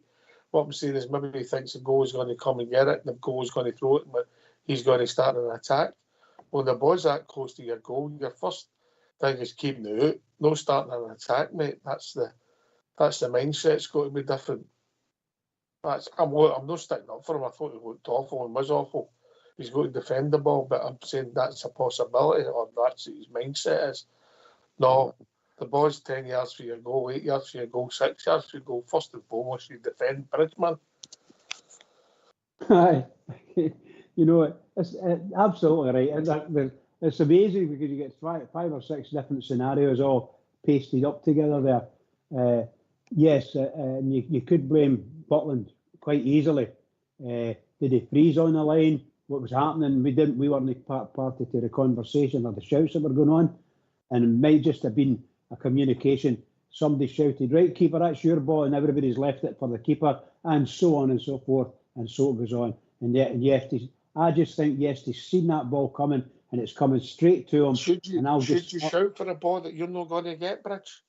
Well, you know, you can shout keeper. You know, you can shout keeper's ball or whatever. You know, whatever you're going to shout, that's the keeper's ball. And to stop any of your own players going running in and hitting the keeper. But that leaves a channel for the goalkeeper to come out. But he never saw Halliday either. Halliday came through like a bullet. And none of the midfielders were close to Halliday. None of them. They ran right past them all. I thought it was an excellent goal against us. I don't like to say that. I don't like to say it. But I thought that was the guy got a marvellous cross in, and you could blame Tavernier for not clearing the ball or not taking him on. And anything at all you wanted to do, you could blame Tav for because it came from his side. It's going across the goal, and that's the kind of passes that Tav used to do from the right, and right into that dangerous area where the goalkeeper. With the swerves on it. Exactly, you know, and the goalkeeper doesn't know where to come or go or what. And I think somebody shouted, and the keeper said something and thought, "Oh, I'll leave it." Somebody's going for the ball. No, and I just think a couple of miscommunications. I believe sincerely miscommunication, but my goodness, did it make us look stupid? It made the whole team made us look stupid. And Halliday. Well, God. Well, Jack Butland, I don't go back to your original point, Stevie. I don't think his form's been particularly great, which was summed up in the game against Stoya. Let's be honest, I don't think there was anybody thought it was a free kick, was there? No. Can I just say, look, I know we're talking about the goalie, but the one positive we came out of Sunday for me was the Union Bells and the Rangers fans. They were absolutely brilliant. Even though you were one down, they kept it going, they kept singing. The A to Z, all the way through, kept the momentum up. And I'm telling you, the two boys with the speakers put more energy in than that full Rangers team done in that first half, just let me tell you. And I don't know bad myself. That's part of the problem, mate. That's part of the problem that the criticism and the manager comes from, because if you take the Aberdeen game and then you take that game, the first half has been no great. Then they get in at half time and everybody comes out and they play better. What people are saying, well, what are you doing before the game? How are they not motivated before the game? And I think that's a fair question, Bridgeman. That's a brilliant question. It's really difficult to understand unless you're there. It's just like you were playing football and in the cages. You could be a really, really clever player, and somebody shouts to you, and you think, "I'm going to push that ball inside, right," or whatever you want to do. And somebody shouts to you, and you stop, and before you know, you're getting clattered. And I don't mean beaten by the ball. Somebody's actually battered you. And that's the way it was. That's the way it was in those guys. And that's what happens on the pitch. I don't think Butland, I know he's a big fella, and I know he's as brave as hell. I think he's a problem listening to the other players. I don't know if he understands what these guys are saying to him, because they don't necessarily all speak in English as a native language. So it might be some foreign language that's getting shouted. I don't know. Unless you're there, you don't know. And it's really confusing. It's really, really confusing. So I don't know what they're doing in training, but Butland has been slightly off form in a lot of the games and terribly off form in the last couple. Terribly off form. And for a start, they should only be using English. It should be a common denominator. And I don't mean that for any other reason. The fact that that's what everybody should be using to communicate on the football part. Yeah, in our team. Because that's what the majority of people say. If you went to play in Spain for Real Madrid, you'd be using Spanish. It's just as simple as that, Stevie, But I take your point about Butland, but Stevie, going back to the point you made about the second half, mate, that's what's giving me the fear is, all right, at half time we change things, or we get them playing quicker, or whatever we do, we look okay. If you take the second half against Motherwell, and the performance up at Pittodie for the first half of the second half, we actually won the game. We never, but we should have. And the question is, how are we not starting games like that? Where is the organisation? Where's the motivation? Where's the connection? That's what gives me the problem. I know that Clement's got a difficult job today. He's trying to turn around all this squad and pull a lot of rabbits out of hats. We get all that, understand that. But the basics should be done before the start, and that's what's giving me the worry, mate. Aye. Listen, it's a game of two halves all the time. You're scratching your head, and see this. You, I think it was you that said it not that long ago. I don't know if it was your Bridge, but we go a goal down, and then we start to sleeves rolled up, and we start to play better, and we start to come into the game, and you're going, how could they not do that? But when they were, not neat. And it's the exact same with the halves. It's a game of two halves all the time. It's as if the team that we're playing's get the same energy and they die down, and we keep the same energy levels and we get better and better and better as the game goes. But look, I don't know where it is. It's all about attitude. And it's all about having the right attitude by the start of the game. I mean, there's no sense in going a goal down and get in half time, 1-0 down, and then you come out and then you're right, well, let's do it now. Do it for the start, do it for the off. Psych yourself up, get it together. No, I don't get it. I really don't get it. I know some players you can look at, like Tom Lawrence, for instance, as we've been talking about tonight. He's 60 minutes tops. That's what you get out that boy. And then he's breathing through his hand end. Let's be honest, that's what you get out Tom Lawrence. You know, he's no blessed with a lot of pace. And maybe when you take them off and Brian do, we start to take with the pace and the change, then that brings on, right, we take the ascendancy to the other team. But a Rangers team, it's the basics. You should have the fight and desire for the first whistle to the last. And I just don't see that. I don't see it at all. It's a mindset, I think. It's a mindset. It must be, Ox, because it's always a game of two halves. You said there, against Aberdeen, we should have won. Look at that half there. We played Motherwell in the Cup. The second half, different team for the first half, came out, took a game by the scruff of the neck, got the 2 goals that we needed. And we should have had more, let's be honest. I mean, it flattered Motherwell and end up. But how many games this season have we done it? It's been a game of two halves. Because the bottom line is, Bridge, and you might blame the defenders when you lose a goal, and we didn't play well at times. But when you get opportunities, you've got to take them, because goals change matches at both ends of the game. You know, and when your centre forwards no scoring, or your forward players on the scoring, and let's be fair, Bajami and Cherny are coming on to a game and influence the matches, so we'll see where it goes with them. But the number 9, we're pivotal number 9, and then Lawrence for the last since he came back from injury, they've not been great, mate. And I'm being kind when I say that. No, you've been very kind, actually, to be honest. The last wee thing you said about within the team is we're failing to score goals. Well, if you just look back maybe a season or two, and you probably find that Taff had scored, let's say, maybe 5, 6, maybe even 7 goals by this time in the season, or maybe even into double figures. You just don't know, but he scored a lot of goals. Now we don't have that. We don't have anybody in the team that could score that amount of goals. And we don't have anybody that can actually score a goal. At the moment, it's really tough. Everybody's finding it tough. So that's the thing that me and certainly I know an awful lot of supporters, if not every single supporter, can't get their head round. Why on earth can't Rangers score goals? The players are there. Why can't the player put the ball in the net? Some of them, it's the easiest thing in the world, and they put it out of the bar, past the post, right into the keeper's arms, and so on and so forth. The same players that we've got on the pick that Park now should have no excuses if they don't score a goal, particularly these sitters that are missing, and there are lots of them. Goals change matches. You know, take pressure off you, make it easier to play. Might mean if you get more goals, Stevie, the game's finished, you can get substitutes on, you know, and maybe give younger people maybe some more minutes to see how they progress. There's a lot of positives, but when you're struggling, the young boys don't go on, and you're maybe not being fair to them neither, you know.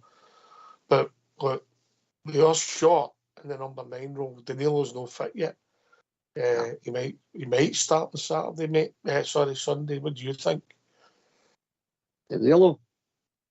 I don't think he'll start. No, I don't think he'll start against the Hearts. I think he'll come on. The second off.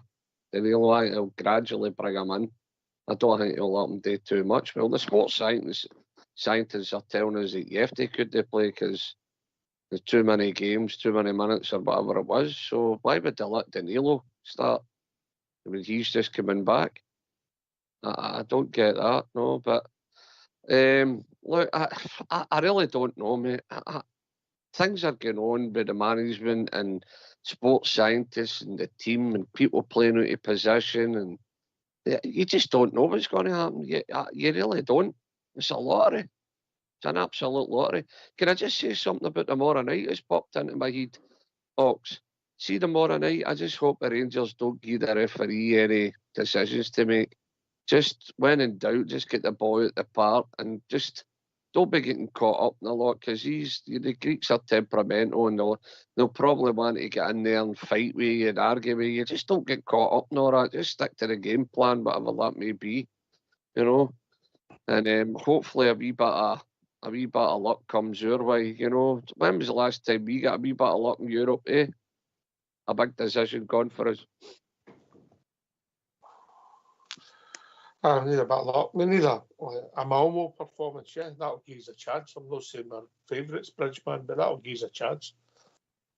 Oh, well, you're talking about people's dreams, you know. The Malmo performance was superb. If we can get anything near a Malmo performance, I think we would do very, very well. And we could, shall we say, we'd have a team that would be able to take anybody on, in my opinion. I'm not saying we're going to win every game, but we could take them on without any doubt. And I think I thought the Malmo result was fantastic, considering the time of the season it was and so on and so forth. It was just a great result for us. And I just wish our team could stop messing about, stop going for this sort of second half. The manager's got to drag them out to get half the game. No matter when it is, you are playing for the Rangers. You should be ready as soon as the kick-off happens. As soon as that ball's kicked off at the very start, this is your game. Get in there and do it. Don't sit back. Don't do anything stupid. Just go and do it. Play football, please. Thank you. Aye.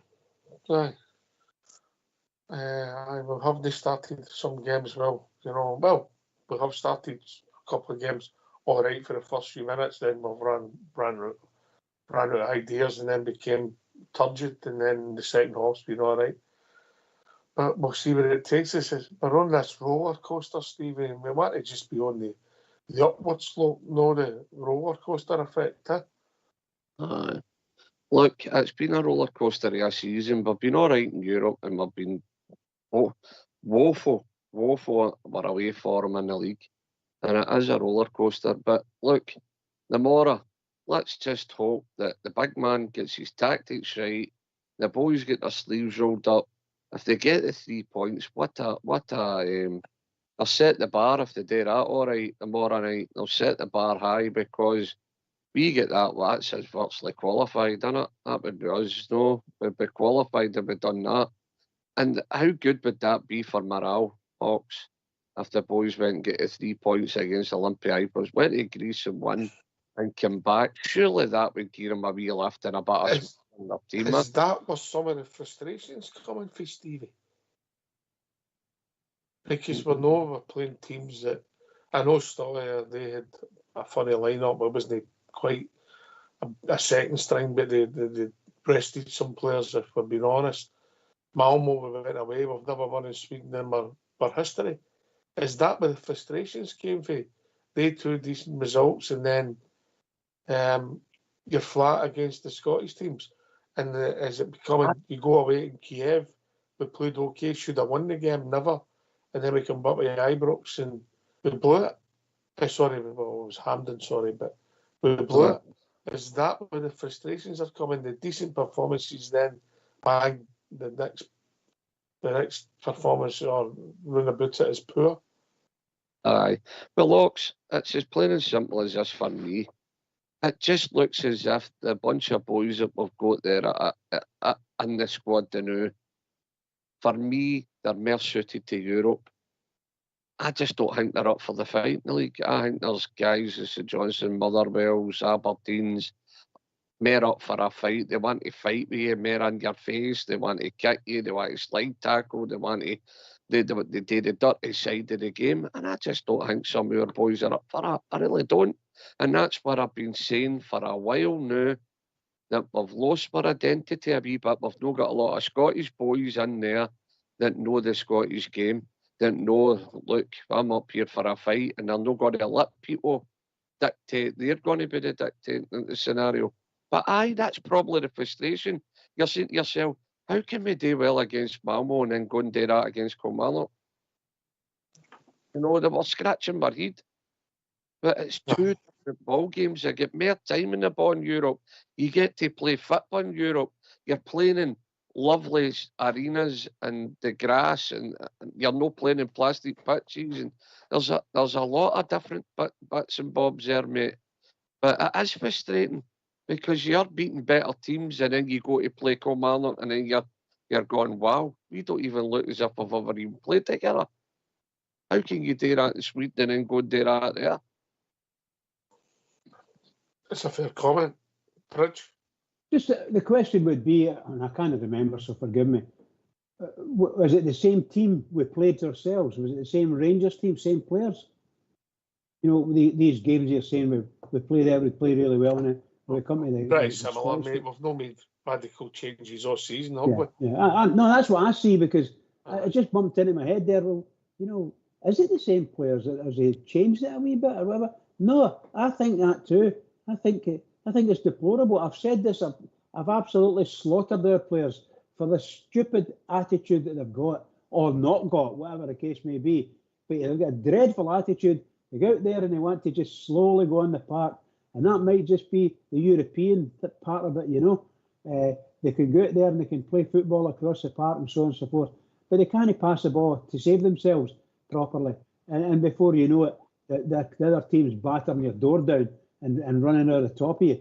That's what happens in Scottish football. It's 100 miles an hour a lot of the time, and there's 10 men inside their area the other wee bit time, you know, and you can't get the ball past them because they're just it's just massive blocks, you know. We need to be smarter. We need to be, the players need to come out and play right for the first minute, 100% high tempo right away, and play like that for 90 minutes.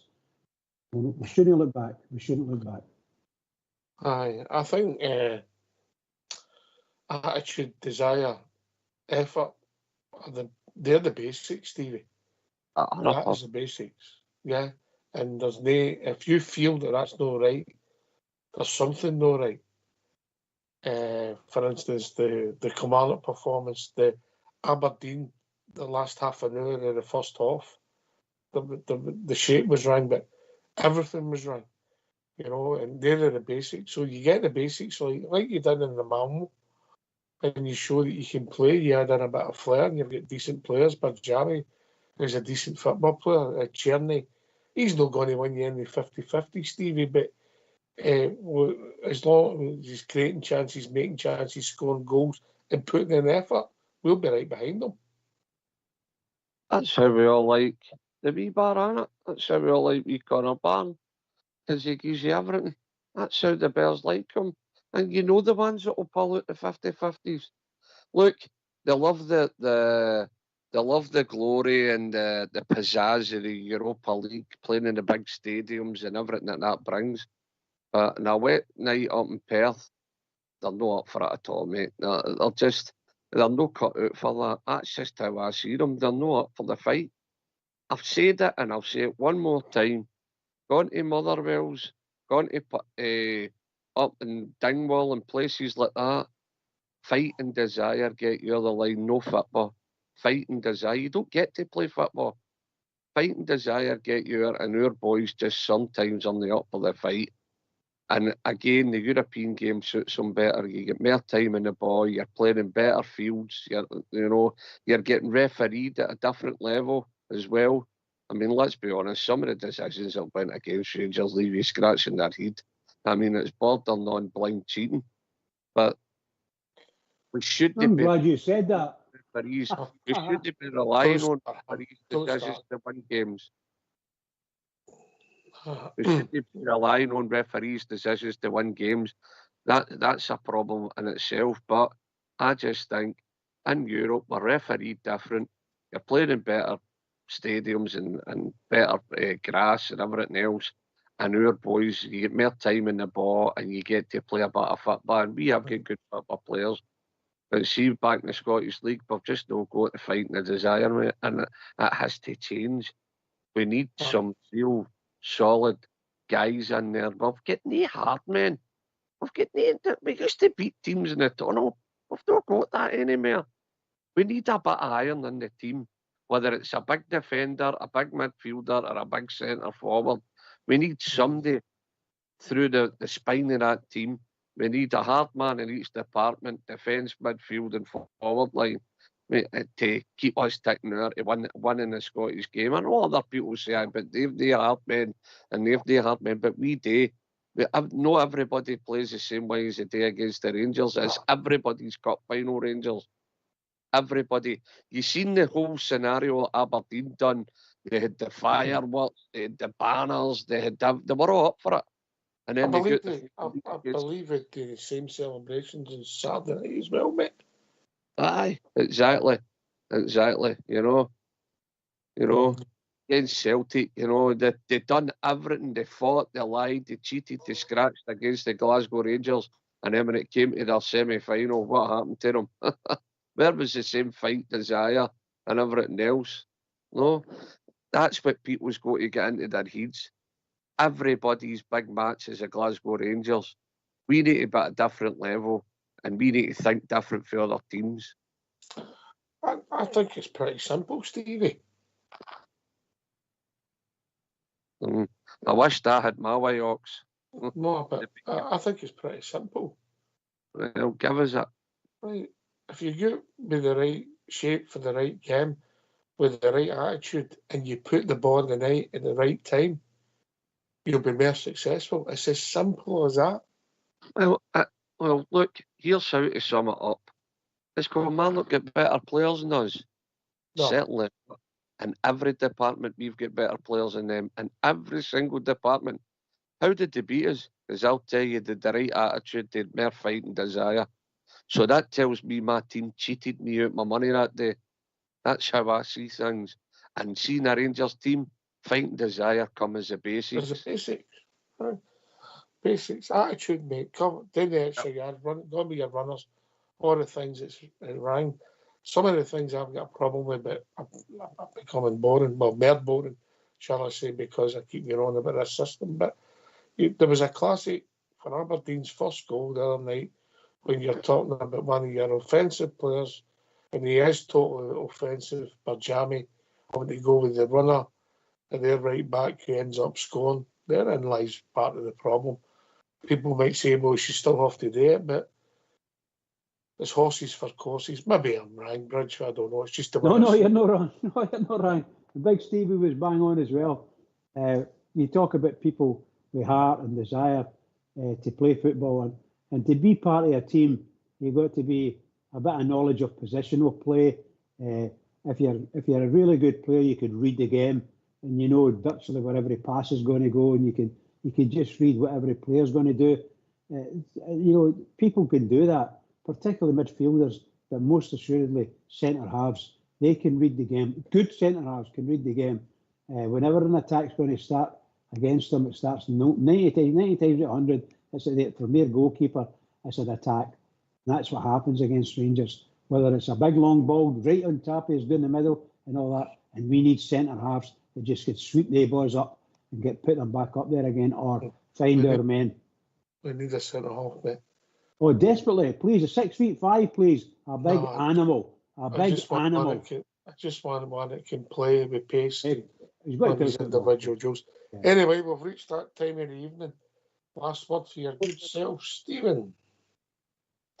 Well, what can I say? Oh, it's good to hear Davey phoning in, cranking call for Davey, and I heard him at the weekend and all, and it just shows you, we talked about his old boy listening in. God rest his soul, or the old blue noses that have passed away. And all I can say to my team is, go and look at the Rangers fans that have travelled with you, the 3,000 or 4,000 that'll be there tomorrow night. Them guys will sing your praises if you give 100% with that badge. They guys will fight your corner. They'll do everything for you. In the four corners of the globe, they'll fight and praise your names. Just get out there for 90 minutes and do it for the travelling support. The boys that'll paid their hard-earned cash. Let's be honest, £500-600 to go there, fly in and out. If you're gone for a couple of days, you know that trebles. That's the support you've got there, boys. Get out and do it. 90 minutes. Give the boys 90 minutes. Fight and die and get us into the next round of Europa. Ox, thanks for having us. Bridgeman, you'll always be my captain, by the way. Always be. Big drum chattel man. Always Absolutely. be. What can we say? It's not often I feel middle class, but we're only used to a day. Excuse me. Oh, Oxy, a marvellous night. It's absolutely superb night. And thanks, Big Stevie, for carrying me through it. It's just superb. And of course, don't forget the technical boys in the background. Thank you, guys. And can I just say to all the Rangers fans that are listening all over the world, tomorrow night, biggest game of the season. Under no circumstances is it any different than that. The biggest game of the season. And I wish Rangers all the best. And I want my team to go out there and show these people that we can play football too. And no ifs and buts. Play football from the start. That tempo, that speed in your play, and they'll know what you've been doing. Everybody keep it going for the Rangers, because the Rangers really need us. Just keep it going. Yeah. Thanks to David for his call, Fox and Old School Blue for doing the technicals. David Bridgman for joining us here in Rangers Radio. We'll be back tomorrow night after the match. Obviously, for everybody, it's a 5:45 kickoff. We'll just have a post-match show. Thanks for listening. Take care, everybody. Enjoy the game tomorrow night. And hopefully tomorrow night we're on here celebrating the Rangers victory. Take it away, Old School Blue.